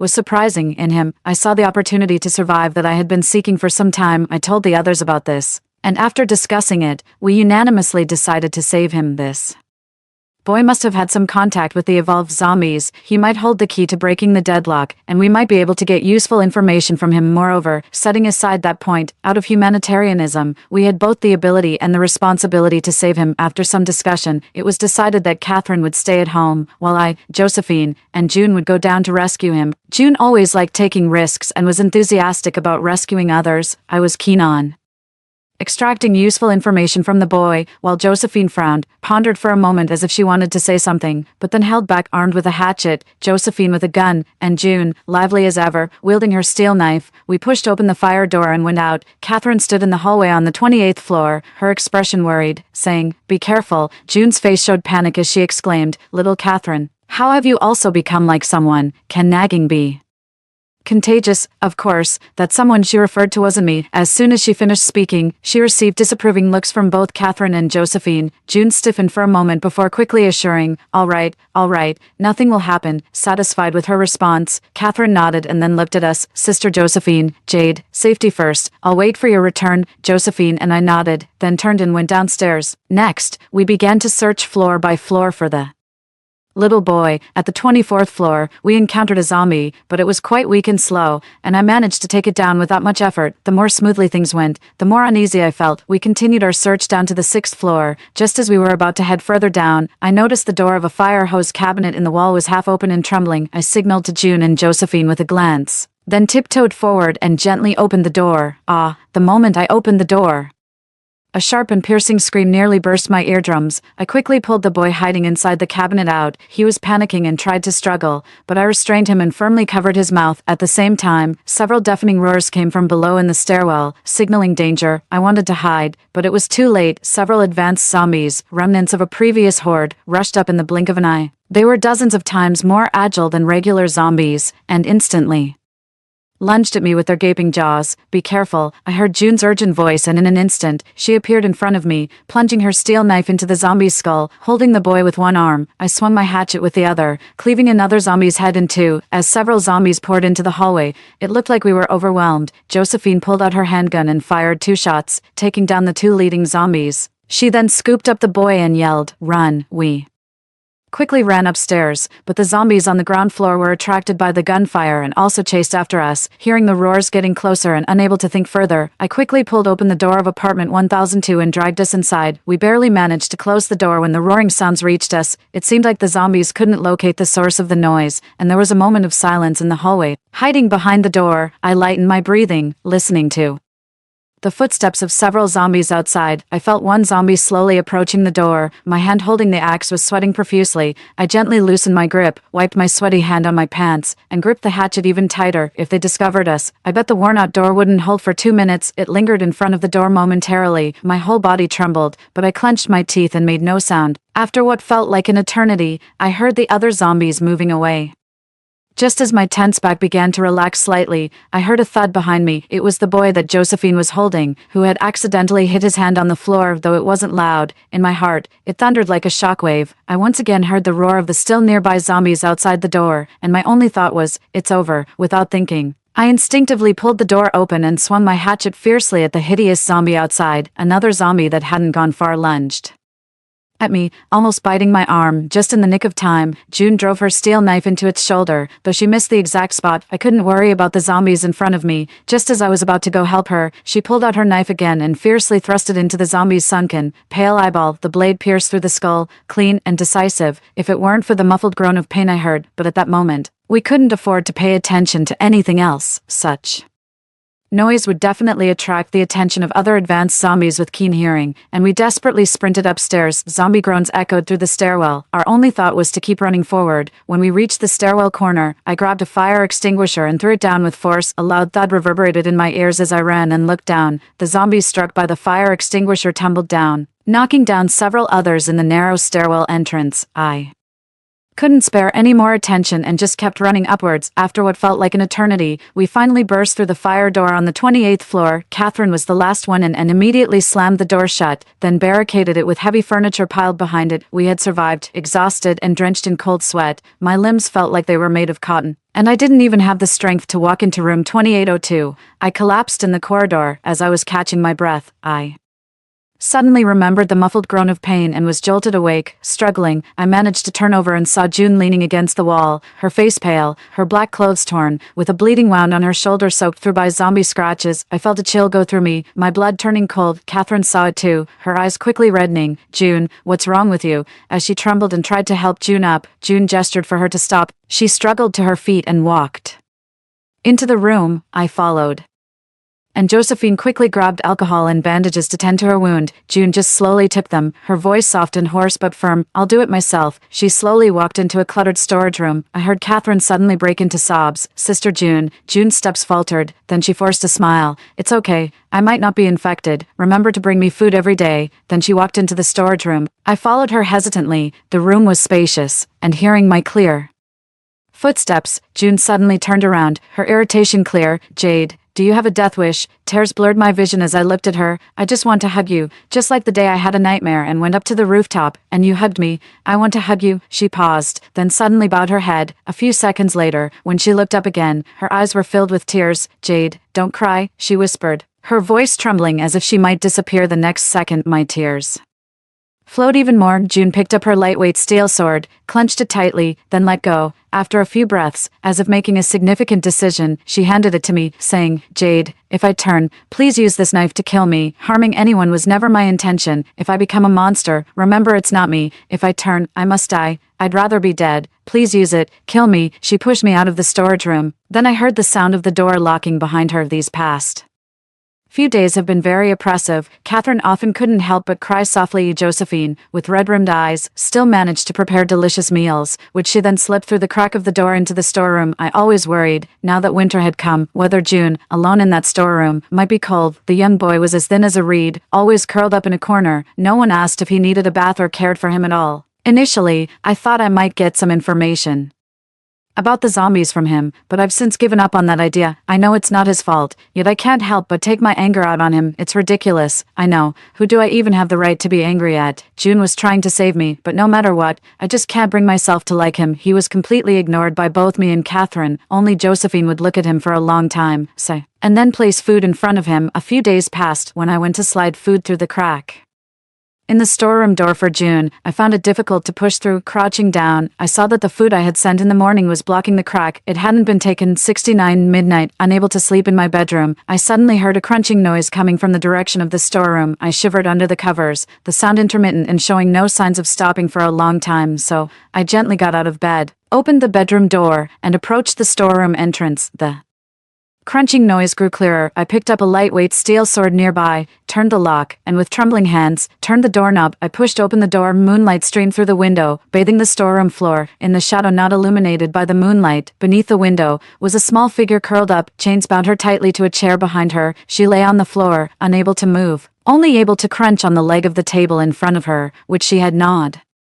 through. Partially standing a meter away from her, I could clearly see her skin turning blue, purple veins protruding, her eyes covered with a white film, and the black wound on her shoulder festering and dark. Faced with such a scene, overwhelming sadness surged in my heart, almost suffocating me. She was only 25 years old. She had a simple and ordinary wish: to open an orphanage. I remember how her eyes sparkled when she talked about her dream on New Year's Eve, but in such a post-apocalyptic world, even such a simple dream was unattainable. Such a good girl, kind to everyone, yet doomed to such a cruel fate. I took another step forward. Sensing my approach, she stopped gnawing at the table leg and struggled slightly. The iron chain around her neck tightened, but she still strained to look up at me. That face was so familiar. She had once held me, played the guitar for me, told me, helping one person can change their whole life for the better. Such a good girl. My hand trembled holding the sword, but finally, I stepped forward, raising the sword high. June had saved me twice with this sword, and now I had to use it to end her life. With a thud, the sound of the blade piercing flesh filled the air. After a couple of twitches, there was no more life in her. My hand slid down powerlessly, and the steel sword fell to the ground with a clang. All was silent, except for the gentle night breeze outside, billowing the curtains. At that moment, what came to mind was, once upon a time, when we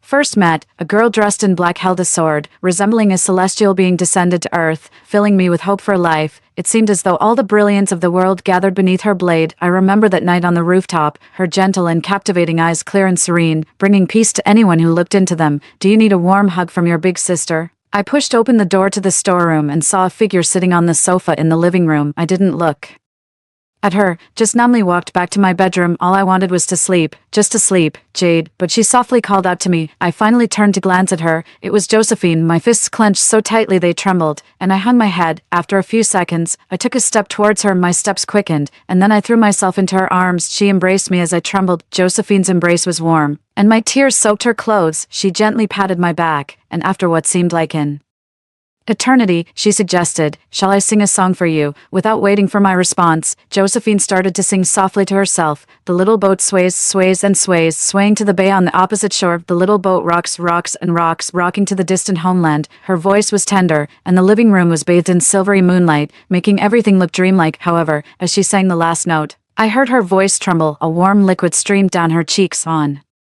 December 26th, nearly a month after June had left and just before the New Year's Day, Josephine took out the foo character we wrote last year and remarked nostalgically, "Another year has passed so quickly." She caressed it gently, her eyes reddening. I knew she was thinking of June again. I hesitated, but decided not to disturb her. Josephine's relationship with us was more like that of an older sister than just a friend, always taking care of us. If June were still here, she might have comforted her, but since her departure, I felt clueless and struggled to react when faced with such situations. She was always quiet, composed, and reserved. Only now did I realize that I had never truly understood her. I silently left the living room. It seemed that I was the only one among us who had calmly accepted June's death after that night. Yet, seeing Josephine like this reminded me of a night when I went up to the rooftop and realized that no one was standing beside me anymore. And I suddenly felt an overwhelming urge to cry. Turning around, I saw a little boy sitting in a corner. Catherine asked, Shall we, do you want to join us in putting up the Fu character? We had started to interact a bit with the boy over the past few days, although I was still reluctant to speak to him. Both Josephine and Catherine had chatted with him, inquiring about his name, family background, and any encounters with advanced zombies. Though it appeared he knew nothing about such matters, I found it odd. How had he survived without knowing anything? I couldn't help feeling uneasy recently. He seemed less uneasy than when he first arrived. When Catherine asked him the question, shall we, just waved his hand and quickly ran into his tiny bedroom, leaving her slightly disappointed but not overly concerned. We decorated our home with the Fu character, making it less bleak than before. As we set the table for the New Year's Eve dinner, Josephine went to call shall we, but Catherine stopped her with a gesture. He's asleep, let's eat. Josephine nodded in understanding. The table was still laden with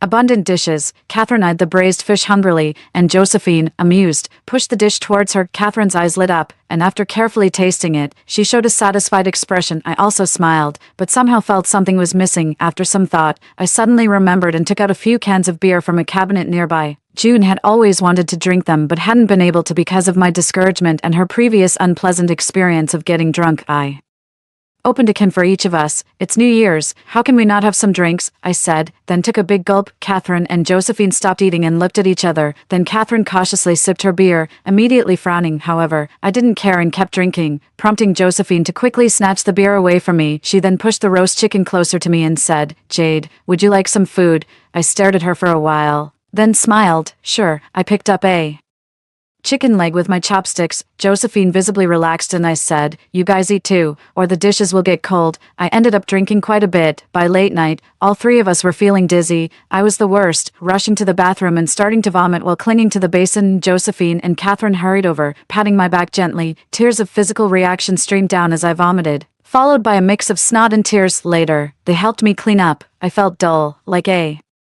soulless marionette. Josephine gently hugged me, and like opening a floodgate, I began to cry, clinging to them. Josephine, Catherine, I caused June's death. It was me. She died trying to save me. I stabbed her with her sword. It was me. The repressed feelings I had buried inside burst out like a flood once I found an outlet. I cried hysterically, releasing all my emotions. Josephine's body trembled, but she just held me gently, soothingly stroking my back like one would pet a kitten, calming my emotions. It wasn't you. It wasn't you. Her voice was hoarse. She said, it wasn't you. I cried for a long time. Eventually, through tear-blurred eyes, I asked them, can we all just keep living? Please, let's all survive. Okay, yes.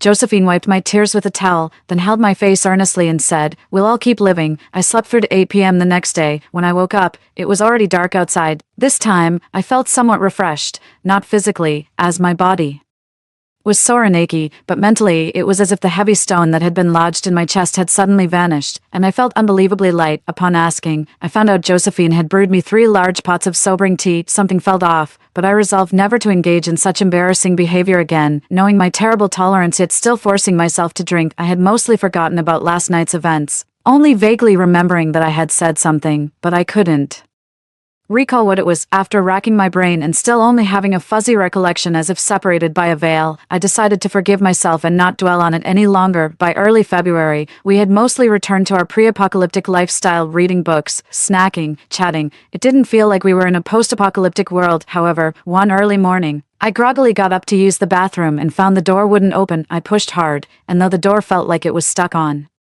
something, I managed to open a crack. The first thing I saw was that all the living room lights were on, bright as daylight, nearly blinding me. I wondered who would turn on such bright lights. It took me a while to adjust to the brightness. Looking down, I saw the reason the door wouldn't open. A piece of clothing had been folded into a strip and stuffed into the gap under the door to block the light from leaking into my bedroom. I noticed that Catherine and Josephine's doors were similarly blocked. Catherine was also struggling to open her door. Then, out of the corner of my eye, I caught a glimpse of the large living room window. It was pitch black outside. Something wasn't right. Why can I see outside? The blackout curtains weren't drawn. In a city that has been without power for over a year, suddenly one building shines as brightly as daylight. Being the tallest in the vicinity, its visibility in the pitch black night is, as you can imagine, quite striking. The blood coursing through me seemed to freeze in an instant. All I knew was that it was over, completely over. As long as there was one living person left in the city to look up, they would immediately notice our house, still powered, all efforts of concealment undone, our location exposed. Panic and fear nearly overwhelmed me. I hurriedly turned off all the lights. Catherine managed to push the door open and run to draw the blackout curtains tightly closed. Only then did we notice Shelby, shivering between the couch in the cabinet. I grabbed his arm and dragged him out, eyes bulging with fury. Did you turn on the lights? Did you block the door? Why would you do this? Are you trying to get us killed? Shall we? Dragged out, just hung his head in silence, curling up on the floor. Unlike my agitation, Catherine remained calm. She asked, was it you? Shall we? Pursed his lips, silent, so she emotionlessly grabbed him by the collar and lifted him. I'll ask again, was it you? Shall we? Still closed his eyes, pretending to be dead, until she suddenly raised her voice and sternly commanded, answer me. Startled, he jerked and fearfully looked at Catherine. In that moment, we understood everything. I heard her chuckle softly, then she raised her hand high. Slap. The sound was sharp and loud. Shocked, I saw Catherine's heavy slap land on Shelby's left cheek, turning his head to the side, his cheek swelling visibly fast. Didn't we tell you that turning on lights at night would expose our location? The blackout curtains are always drawn. Would they open by themselves?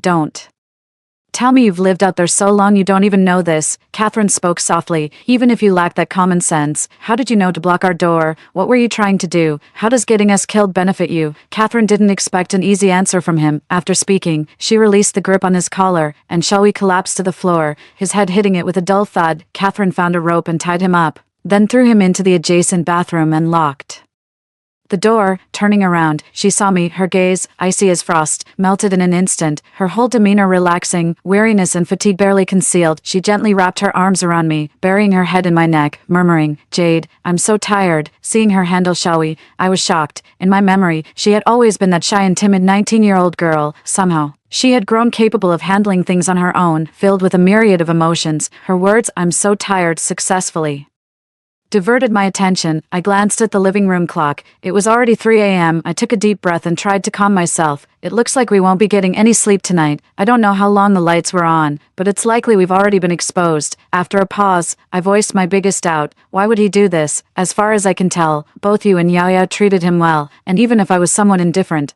it surely wasn't enough to make him despise me to the point of wanting to die together, right? Catherine thought for a moment, then said, no, it wasn't about dying together. There must be a reason for his actions. Blocking the door crack was to keep us from noticing. Opening the blackout curtains and turning on the lights were signals, we said simultaneously. Right, Catherine continued. There must be someone outside he knows. By turning on the lights, he was signaling our location to the outside world. They might have been targeting us all along.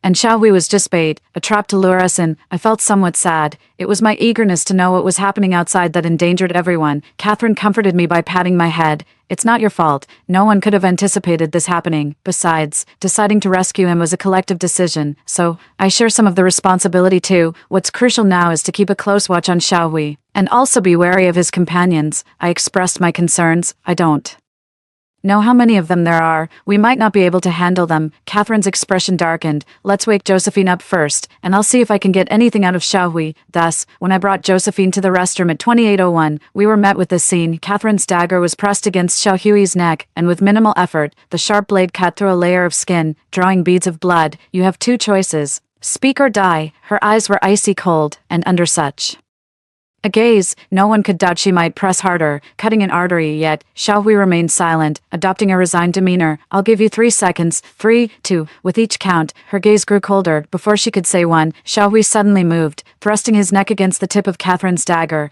She couldn't help but cry out, quickly loosening her grip on the dagger to avoid severing Xiaohui's artery. Catherine quickly stood up, unable to contain herself any longer. She cursed, madman, then kicked Xiaohui in the shoulder. He grunted as his back hit the restroom wall. Catherine left the restroom with a pale face, and as she closed the door, she saw us standing at the entrance. She rushed into my arms, trembling. Jade, Josephine, I almost killed someone. I gently stroked her back, trying to offer some comfort. It was clear Catherine only meant to intimidate him, but she hadn't expected him to be so reckless, having just heard the whole story. Josephine, already informed, furrowed her brows and said gravely, it's okay, no one expected him to throw himself onto the blade. Catherine still hung her head low, clearly upset. Josephine said, if we can't get anything out of him, let's just stay in the house and not make any rash moves. We've locked the fire doors tightly and blocked them. Even if someone comes, they won't get in easily. Catherine and I both nodded in agreement. We returned to apartment 2802, where Josephine warmed up some bread and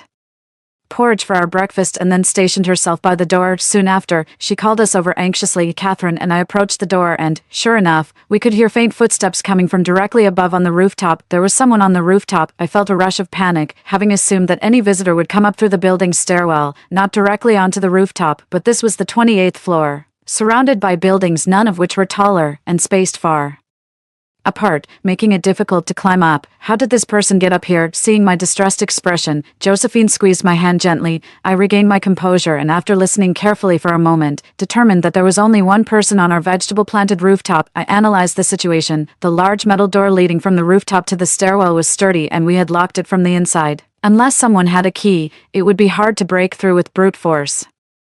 Although the door to 2802 was not as secure and could potentially be breached, we could use this time to retreat to 2801. The steel door next door would definitely not be broken by a single person, ensuring our temporary safety. I took a deep breath. The situation had escalated to a life-or-death struggle. He had discovered us and would undoubtedly aim to seize our supplies. I didn't want to resort to killing unless absolutely necessary. Maybe there was another way to eliminate him, just as I was thinking, feeling like I had overlooked something. I suddenly heard the sound of fabric rubbing in the stairwell. As if awakening from a dream, I remembered that we hadn't locked the bathroom door the second time we left. Ignoring everything else, I flung open the door and dashed into the stairwell. Running upwards recklessly around a corner, I saw Xiaohui struggling against the door that separated the rooftop from the stairwell. He was still tied up, but one hand had freed itself and was awkwardly trying to unlock the door with a key.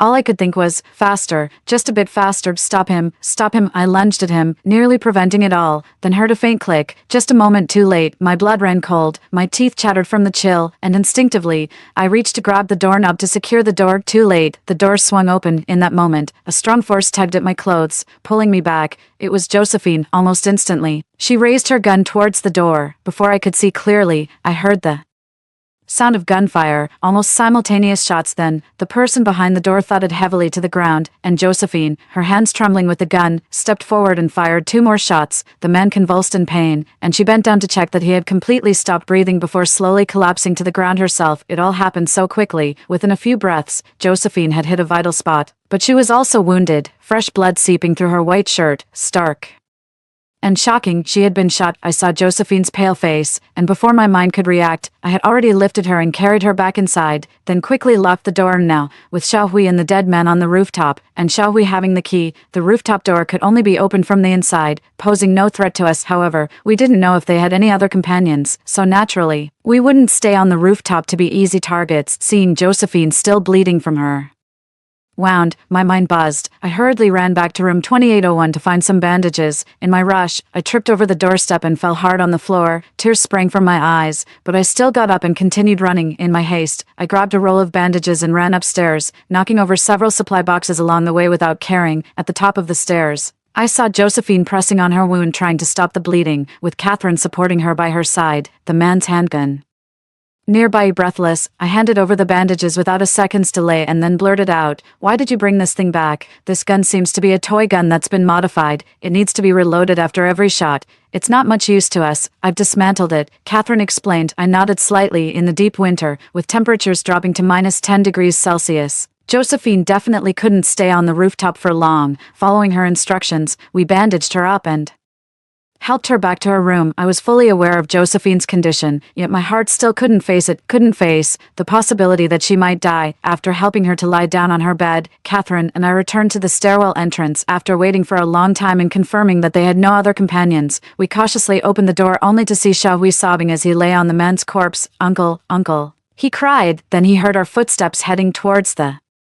rooftop and turned back to look at us with resentful eyes. Catherine scoffed coldly, grabbed him, and dragged him downstairs. Her movements were rough. With every flight of stairs, his head banged against the tiles, yet he endured without making a sound. Catherine dragged him all the way to the fire door, pulled it open, and threw him out. Xiaohui panicked. He wanted to live. The corridor outside the fire door was filled with advanced zombies, and he didn't want to die, so he hurriedly crawled back, freeing one hand from the ropes and desperately clinging to the fire door. "No, no, don't. I don't want to die. Don't drive me away." Before he could finish speaking, Catherine slammed the door shut emotionlessly, and from outside came Xiaohui's howls as his fingers suffered a crush fracture. He hadn't expected Catherine to actually have the heart to close the door. He felt even more resentful as he painfully withdrew his hand, which was now severely swollen and numb, completely Immobilized, I thought for a moment, then took some food and a wooden stick from the storeroom and put them in a pouch along with a map Catherine had drawn. I opened the fire door, threw them out, and quickly shut it again. I've prepared 5 days' worth of food and a simple weapon for you. Look at that map. Follow the highway south of the city and head east. About 30 kilometers away,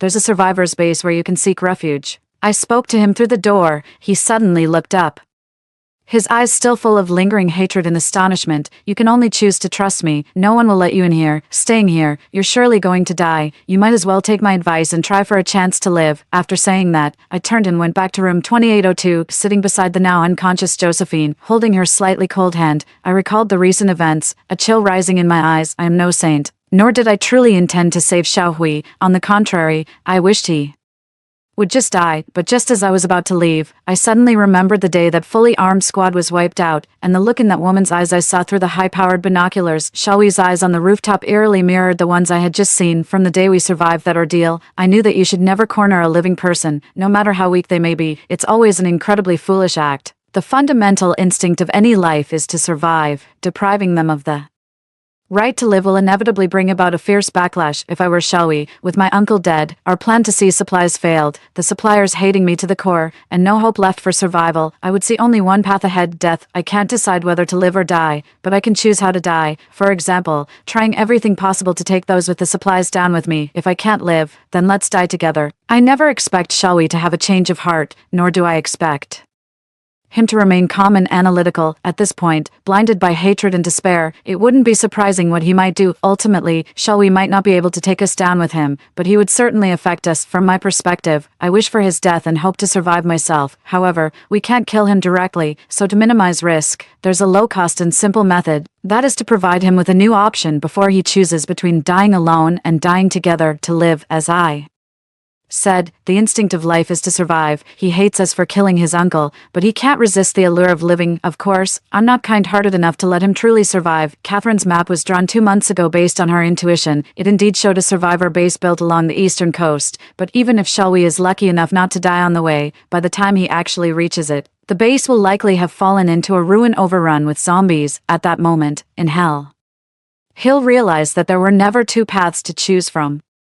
He's still headed for a dead end. This time, however, Xiaohui, miles away, can no longer affect us. I watched over Josephine with Catherine for an entire night. When she developed a high fever in the evening, burning hot all over, Catherine and I took turns wiping her down with alcohol to cool her off until the fever finally broke in the early morning. Exhausted, I took a moment to check the fire door in the hallway. As expected, Xiaohui had left. After several hours of busyness, I saw Catherine yawn 3 or 4 times, so I told her to rest first. I wasn't sleepy yet, so I continued to take care of Josephine. The winter night was very quiet. Feeling a bit cold, I turned up the heater and switched on the corner fan heater to silent mode, then lay down by the bed. There was always a lot on my mind during the day, but at night, I wasn't that sleepy. I checked Josephine's abdominal wound. The bleeding had mostly stopped, but a faint redness was still visible from outside. I worried about whether to remove the bullet, but only Josephine, with her medical background, could make that call. Now that she was unconscious, these thoughts seemed pointless. Finally feeling a bit sleepy, I yawned, propped my head up, and looked at Josephine. The moonlight cast a silvery glow on her face, highlighting her soft facial contours in the moonlight. Leaning over the bed, I unknowingly fell asleep. Throughout the night, I woke up occasionally, touched Josephine's forehead, and changed her towel,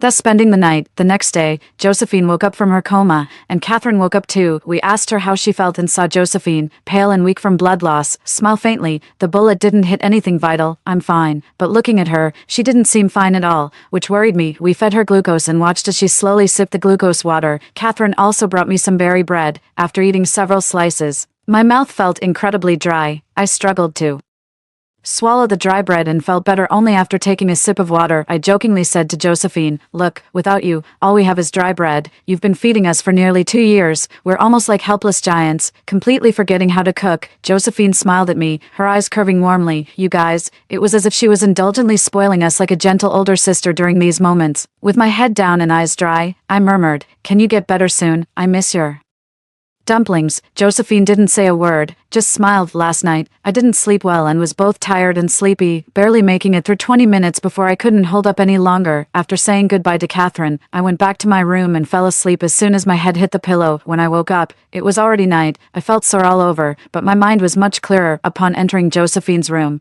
I found Catherine had already fallen asleep at the edge of the bed, while Josephine was leaning against the headboard. Lost in thought, I tapped Catherine's shoulder. "Catherine, go back to bed." She was a light sleeper and woke up almost as soon as I touched her. Seeing me, she nodded wearily and left Josephine's room. I took a seat and looked at Josephine. "What are you thinking about?" She shook her head, saying nothing. I touched her forehead. She still had a low fever, which had been coming and going all day. Without turning on the light, I walked to the window and gently pulled the curtains open, revealing the deep, dense night outside. "Jade." I heard Josephine call me. I turned around and saw her face covered in tears. In that moment, it felt as if a string in my heart had snapped. I rushed to her bedside, and my own tears began to fall, leaving wet marks on the sheets. Josephine said nothing, but I understood everything. It was 3:30 a.m. when I was changing Josephine's bandages. I found them stuck to the wound, making it painful and difficult to remove, but Josephine waited silently until I finished wrapping her with fresh ones. Her fever was gone, and her body temperature was 36.7 degrees. She seemed a bit better. "Jade, I'm a bit hungry." Josephine looked at me expectantly, and I sighed, resigned to go to the kitchen to make her some porridge. My cooking skills were average, but fortunately, millet porridge was simple to make. It was ready soon, and I fed it to Josephine, who ate it all. After returning the bowl to the kitchen, I came back to find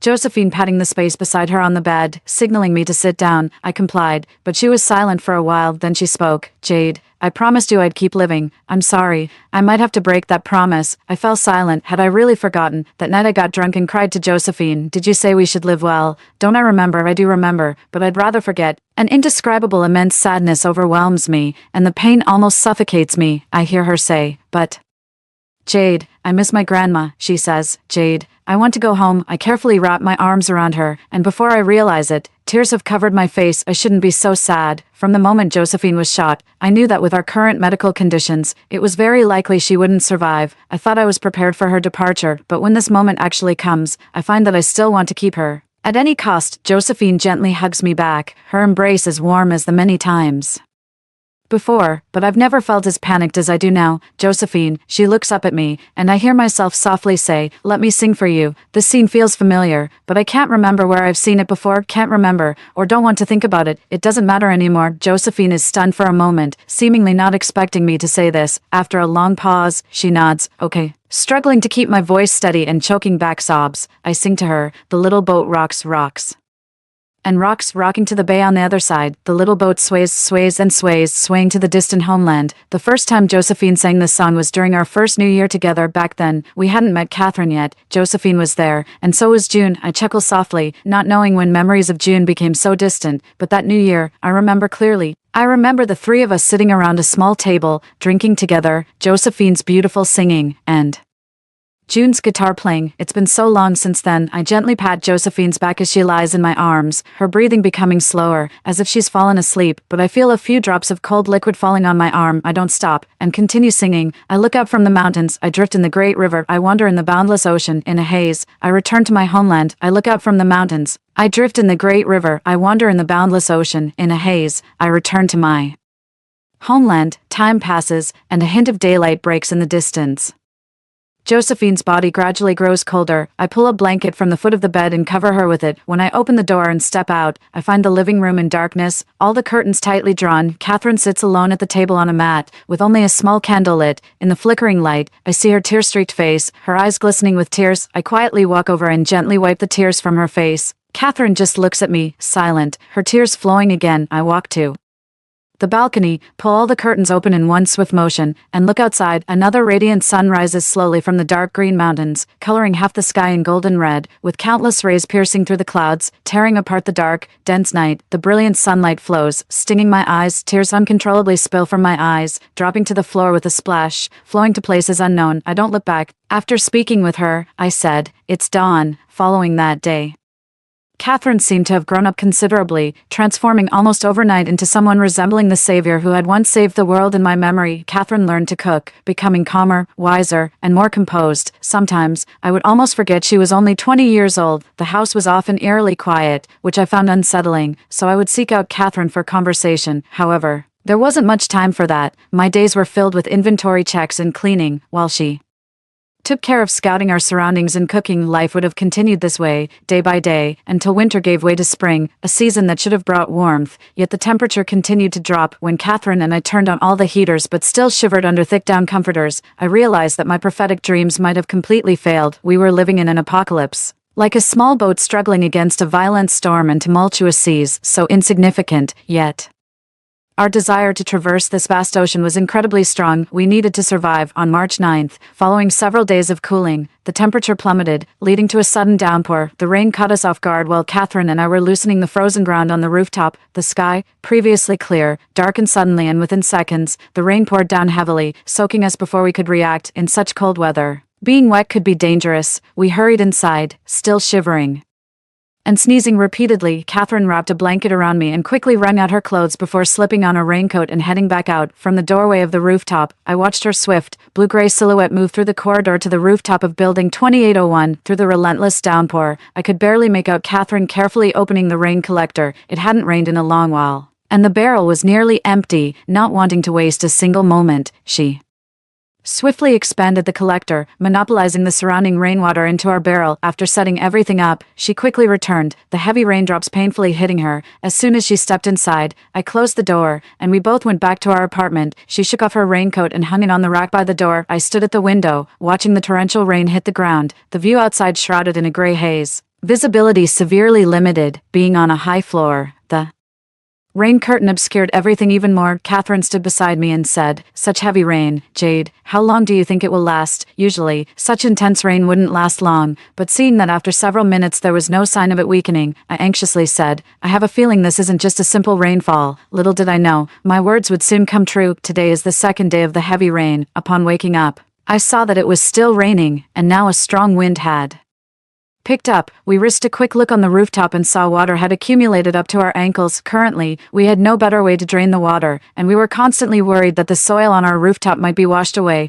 We also had a restless night. On the third day of the rain, this morning, as I got out of bed, still groggy, I stepped into water, which gave me quite a shock. I quickly put on my raincoat and boots and went out to check the situation. The living room had water up to the depth of a knuckle, but the hallway outside the door was even worse, with water covering the tops of my feet. It was clear now, the water in the house had seeped in through the front door. Ignoring that for the moment, I nearly fought my way upstream on the staircase, struggling with each step, until I finally reached the rooftop. As I opened the door, a massive rush of water burst out from behind it, nearly knocking me over with its force, and the raging wind mixed with heavy rain immediately hit me full force. The water flooded into the hallway like a dam had burst, and I struggled to shut the door, using almost all the strength I could muster. When I finally managed to close the door, I saw that the water on the rooftop was already knee-high, almost level with my thighs. The strong wind and heavy rain nearly pinned me against the door, immobilizing me. The area was deeply flooded, with turbulent waves turning it into a vast ocean. Catherine was already dealing with the water,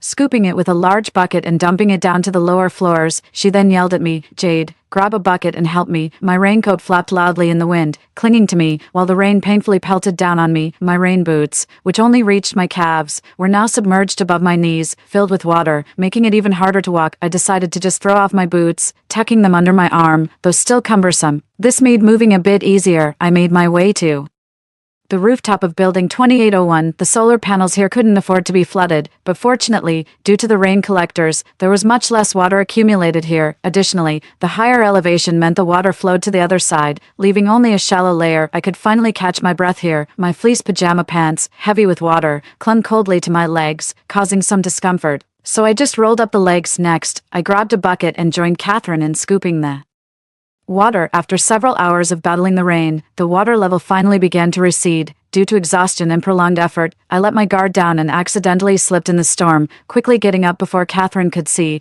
and continued scooping water as if nothing had happened. When the water level dropped to my ankles, I suddenly felt something was off. There was a faint red seeping into the water at my feet. Lifting my foot, I noticed a sock torn and a half-foot-long gash running from my sole up to my calf.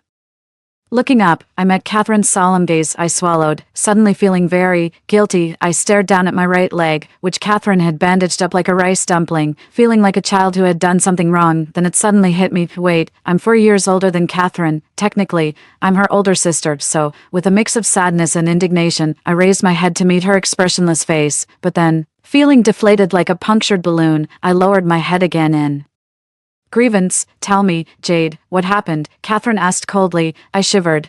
I fell while scooping water. My voice trailed off, growing quieter as I saw her expression darken. She opened her mouth, probably to call me foolish, but for some reason, she held back, shrinking back a little. I feared I might actually make her sick with frustration. Tentatively, I ventured, Catherine. Suddenly, she stepped forward and embraced me. Taken aback, I hesitantly returned the hug. Catherine tightened her arms around me, her voice choked with emotion. Jade, don't leave me, please don't die. Okay, I paused and smiled somewhat helplessly, saying only, you also need to take good care of yourself. I was injured, so in the afternoon I had no choice but to let Catherine go to the rooftop alone to scoop water to prevent our home from flooding. I felt somewhat guilty, but fortunately, by the afternoon, although it was still overcast, the torrential rain that had lasted for 3 days finally eased. Also, due to the long-neglected drainage system in this apocalyptic city, the accumulated rainwater on the ground was at least 4 to 5 meters deep. Overnight, a thin layer of ice even formed on it. I had never seen water levels so high before. Once the rain stopped, Catherine was completely exhausted. She immediately took off her shoes and clothes and threw herself into bed. However, after resting for a short while, she resignedly got up again and started to clean up the water that had collected in both the living room and the bedroom, and me, due to my injury, I couldn't do anything. I sighed, reached for the bandages and ointment on the nightstand, and began to dress my wounds. On March 14th, the weather cleared up and the temperature rose sharply. I could barely hop out of bed on one foot, and I was getting restless. The temperature was now suitable for sowing seeds, so besides reading ebooks, my greatest pleasure each day was hobbling with a makeshift cane to the rooftop to watch Catherine tend to the crops. The soil here had been diluted into mud by the rain and scooped away by Catherine. Now that the water level had receded, only a thin layer of soil and about a finger's depth of water remained. Catherine moved several bags of soil from room 2801, spread out a thick new layer, and replanted it with fast-growing vegetables. I watched intently. When lunchtime came, Catherine helped me slowly hop down the stairs and back into our room. For lunch, we had cabbage tofu soup and stewed fish. Catherine was already very familiar with the stove. Her cooking was quick and her skills had improved rapidly.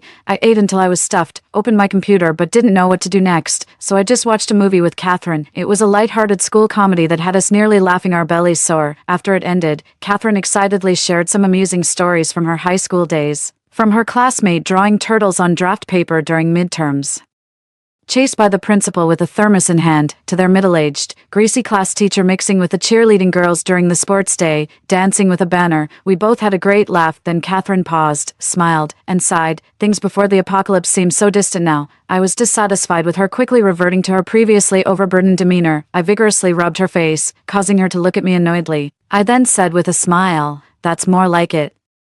Catherine, you're only 20 years old, don't keep a straight face all the time." I didn't want her to become the stereotypical savior of the previous generation, as even a wandering soul like me found that kind of solemnity dull. At such a young age, she seemed to exude a lifelessness, but I hoped she could always remain lively and spirited. The consecutive deaths of Josephine and June had saddened me deeply, but I had to force myself to move forward and pull Catherine out as well. We have to survive, we must keep living. Perhaps my words had an effect, for Catherine's mood improved significantly, and her eyes sparkled with more vivacity. She even picked up her long unused paintbrush and resumed painting. This time, she painted a sun-drenched hillside with a cool stream in front, where animals came to drink. Behind it were layers of dark green mountains. Catherine's paintings were always beautiful, not confined to brushwork or technique, but each tiny stroke reflected her deep love for all these things. She told me, "Jade, when I was in college, I always hoped that after graduating, I could carry my sketchpad and see all the beautiful landscapes and plants around the world. What you read in books is definitely different from seeing them in person. I want to go and see. Plants or animals,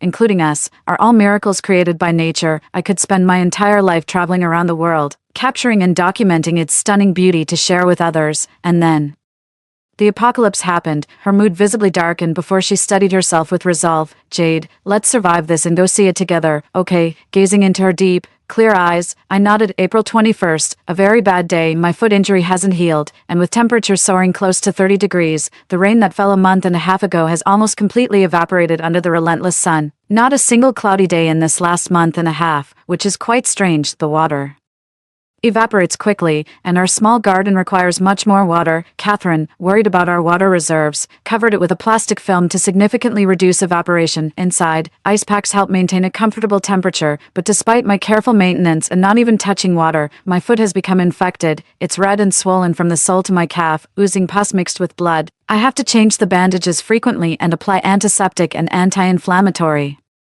medication, and I dare not move recklessly in bed. I don't think much of it, but Catherine is very worried. Seeing my listless spirit and poor appetite, she even made me a fish porridge today, which was deliciously fragrant, and I had a large bowl. I vaguely remember Josephine also making fish porridge. Just as I recalled this memory about her, I immediately stopped myself. These days, I've been avoiding recalling them. I can't afford to fall back into that emotional loop. Shifting slightly, the pain from the wound made me grimace, and I dared not move anymore.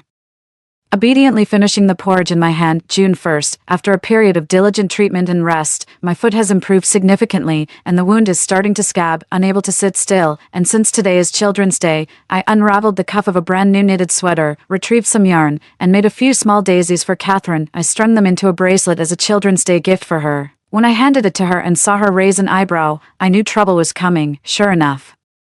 She began, "These are daisies, I can barely tell, but what kind of daisies are they? You say they're small, but they're quite large for ground-hugging daisies. These petals are too round and short for seaside daisies, and they lack the serrated edges of German chamomile, which also has a flat center." Annoyed, I retorted, "Oh, come on, it's a gift and you're being picky. Can't you accept it's an oversized version of a daisy?" Catherine seemed to suppress a laugh. "Since when do daisies have 6 petals? Erg, Catherine, stop being annoying. Just take it back." I snatched the daisy bracelet back, swearing that giving a handmade flower to someone who studied botany was the dumbest thing I've ever done. "But Jade, you already gave it to me." She suddenly looked downcast, her voice filled with lost cheese. "I've known her for nearly 2 years and she's never called me sister before." My heart softened instantly, and I thrust the bracelet back into her arms. All right, take it back, don't be sad." Then she looked up, still looking pitiful, but the words that came out were incredibly annoying. Continuing the earlier topic, "Also, Jade, why didn't you even make the calyx? It looks so awkward." Ignoring my foot injury, I raised my fist in frustration towards her face. August 16th, the ground is still hot, and since the torrential rain that lasted 3 days, every day has been under the scorching sun without another drop of rain. Our last collected rainwater is running low.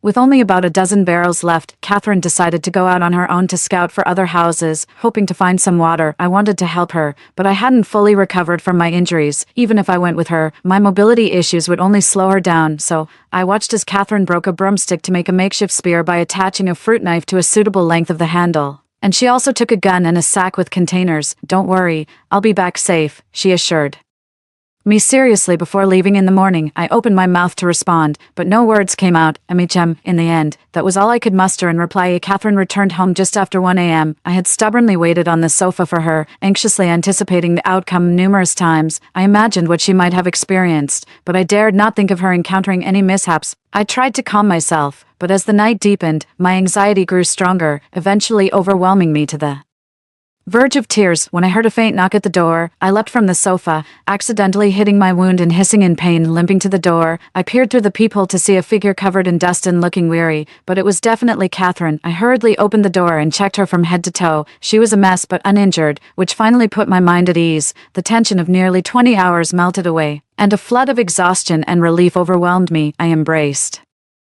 her, blurting out, "I was about to set up a memorial for you if you hadn't returned by 8 in the morning." Tears rolled down my cheeks uncontrollably. She hugged me back, reassuringly saying, "It's okay, I just got held up a bit on the way, but look, I'm back safe and sound." Catherine showed me what she had brought back, her expression tinged with disappointment. "This is all I could find. The nearby supplies have been thoroughly scavenged by other squads." Looking at what she brought, since we didn't need other supplies, Catherine had only managed to bring back some water, 6 or 7 unopened bottles of mineral water and half a barrel of purified water. "These waters have been stored for years, not sure if they are still good, but I brought them anyway," she said, pouring them into our rainwater collector to minimize evaporation. We transferred the remaining water from the collector into a large barrel and brought it indoors. Now, we primarily use it to boil for cleansing and maintaining a semblance of normal life. I calculated that we had 12 large barrels of water, 7 bottles of mineral water, and the water in the rainwater collector left. If we rationed carefully, it might last another 3 to 4 months. We pinned our hopes on rain in the coming months. On September 22nd, my wound worsened again, more bizarrely this time. Despite changing dressings daily and refraining from walking, it mysteriously became infected again. The antibacterial medication was futile.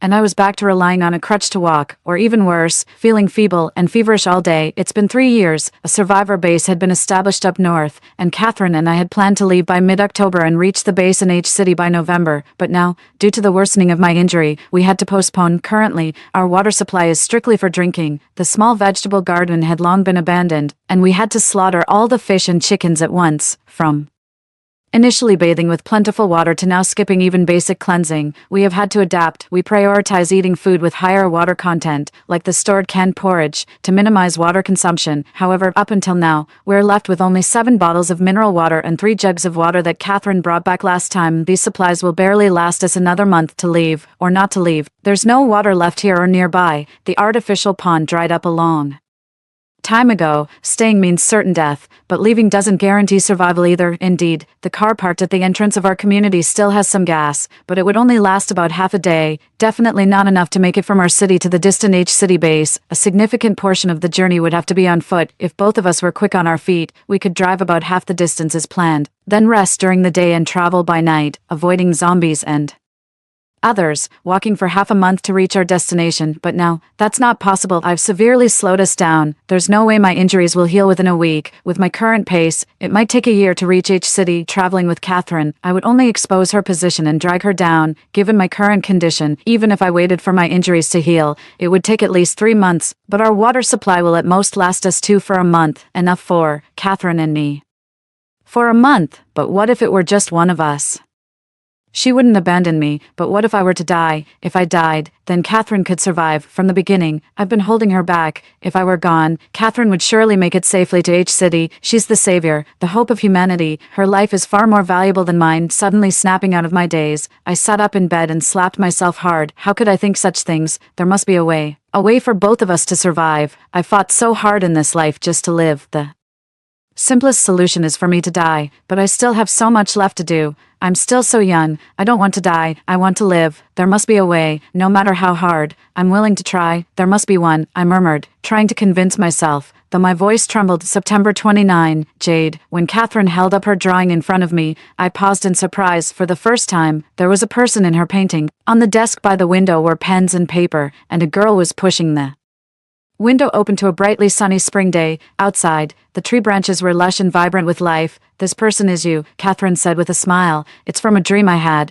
I'm not great at drawing people, so I chose to depict you from behind. I touched the paper, feeling the warm rush of spring air, and my lips curved into a slight smile. It's beautiful. My voice was very soft. Jade. Catherine stood tiredly by my bed. Your fever has been getting worse these past few days. I'm fine.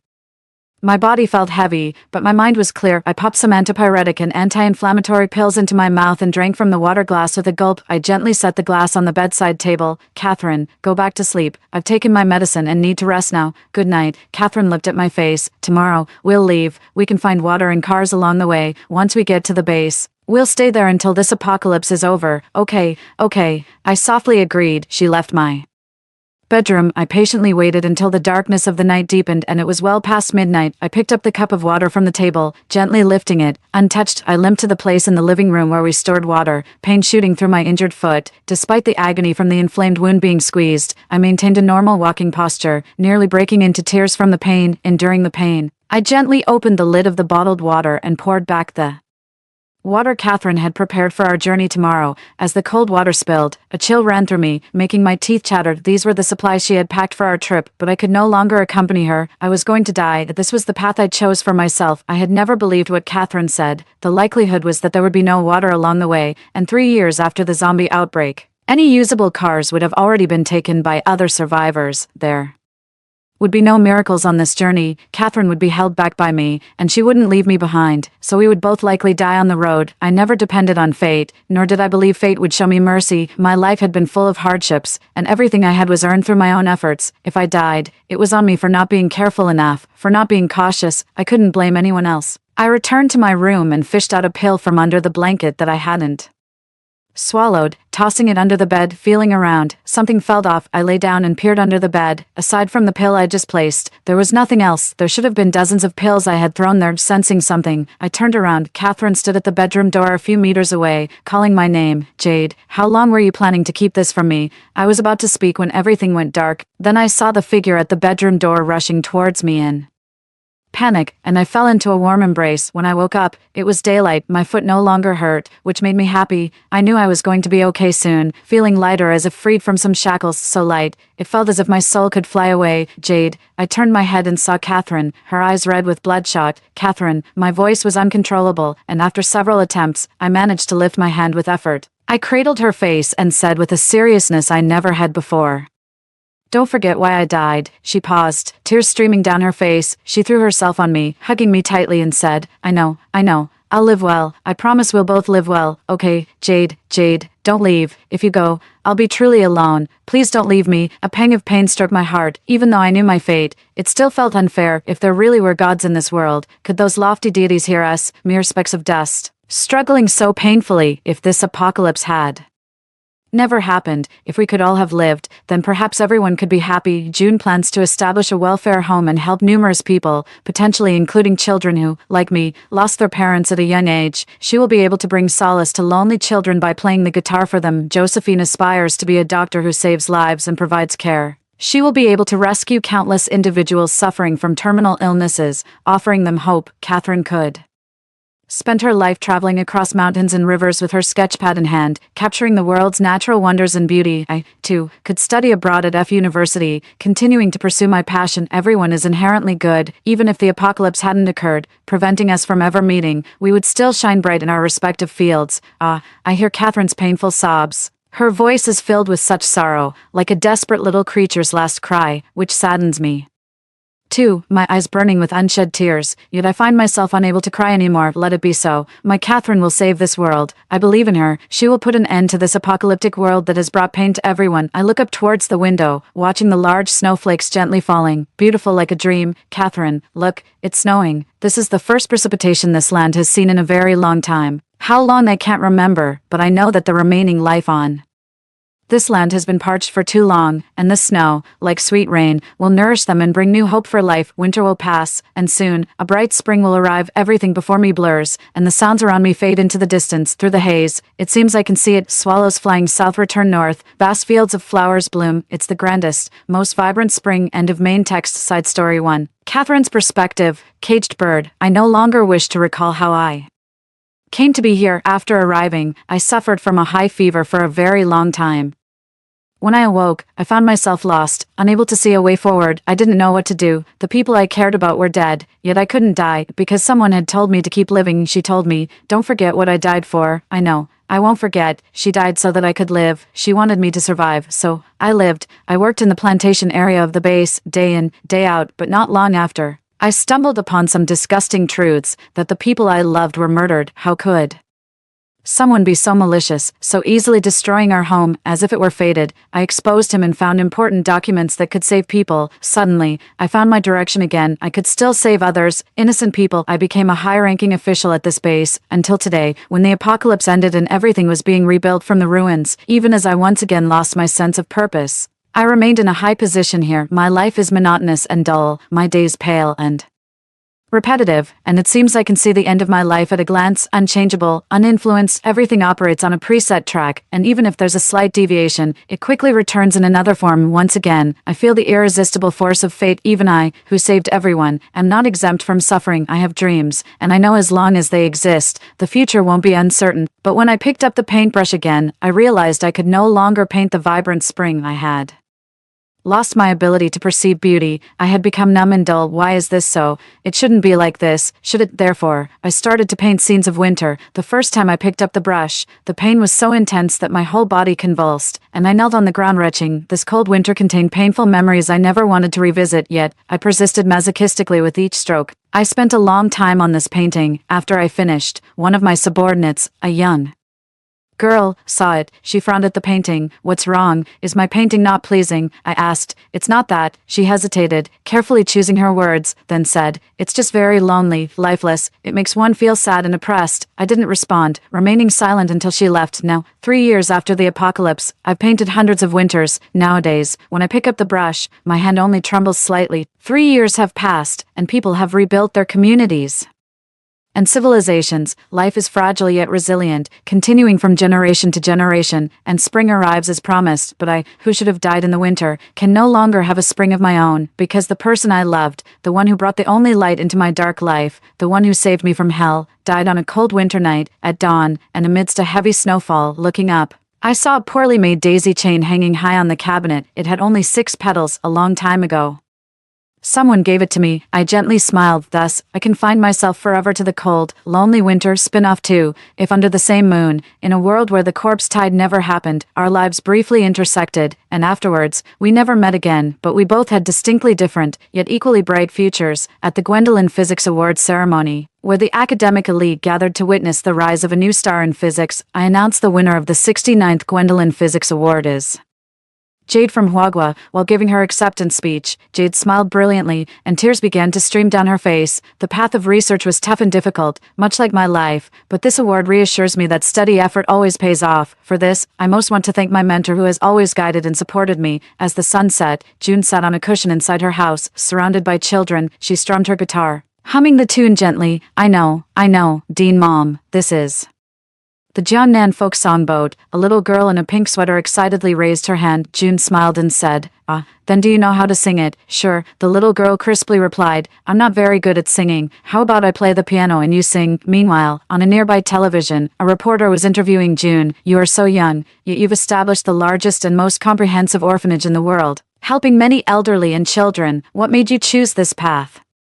June, poised and elegant in the broadcast, smiled lightly and said, my father, in the nation's most renowned hospital. Josephine was smiling as she received a banner and heartfelt thanks from a patient's family. The banner read, Miraculous Healing, Serving the World. Her office walls were covered in similar banners with phrases like a doctor's benevolent heart and saving lives with boundless love, diligent and meticulous. Josephine had become the youngest director of the hospital in just 4 years. She once accurately decided to use high-dose radiation and performed an almost perfect surgery that saved a late-stage lung cancer patient, a feat nearly deemed impossible in the medical field. Director, a patient's family member wants to see you. All right, I'm on my way, she said, smiling as she took the banner and bid farewell to the family member. Catherine's painting fetched a high price of €1.02 million at an auction in France, and she remained unseen from start to finish. Already an internationally renowned artist with exhibitions around the world, her true identity remained a mystery. People knew her name, but hardly anyone had seen her face. Now, she was in a fjord in northern country N, setting up her easel and capturing the scene before her. The broad, clear, and calm river, the greenery on the mountains, the dazzling snow that adorned the unnamed majestic peaks year-round, and the pristine blue sky. She was like the most free-spirited wind among the mountain forests, unwilling to confine herself to the noisy clamor of fame and fortune. They had met once, on an ordinary afternoon, brushing shoulders at a street corner, just like all those unfamiliar strangers. Just a few steps forward, as if sensing something mysteriously, she suddenly turned back, but the other was already lost in the vast sea of people, nowhere to be found. Fate is such a peculiar thing. From that day on, they never met again in their lifetimes, yet they lived under the same moon, admiring the same bright orb. Extra Chapter 3, Jade's personal spring breeze moment. Today, with nothing much to do, I sat at the desk by the window, engrossed in solving formulas, and time flew by. Finally, I took a deep breath of relief, glancing at the clock. It was already afternoon, and I stretched lazily, feeling a bit tired. Then, I looked out the window. The lush green leaves rustled in the breeze, layer upon layer, while the sunlight filtered through the gaps, casting mottled shadows, with the sound of the wind and the chirping of birds. Life thrived outside. Unable to resist, I opened the window, and the gentle warmth of spring flooded into the room as I leaned out to welcome the spring breeze.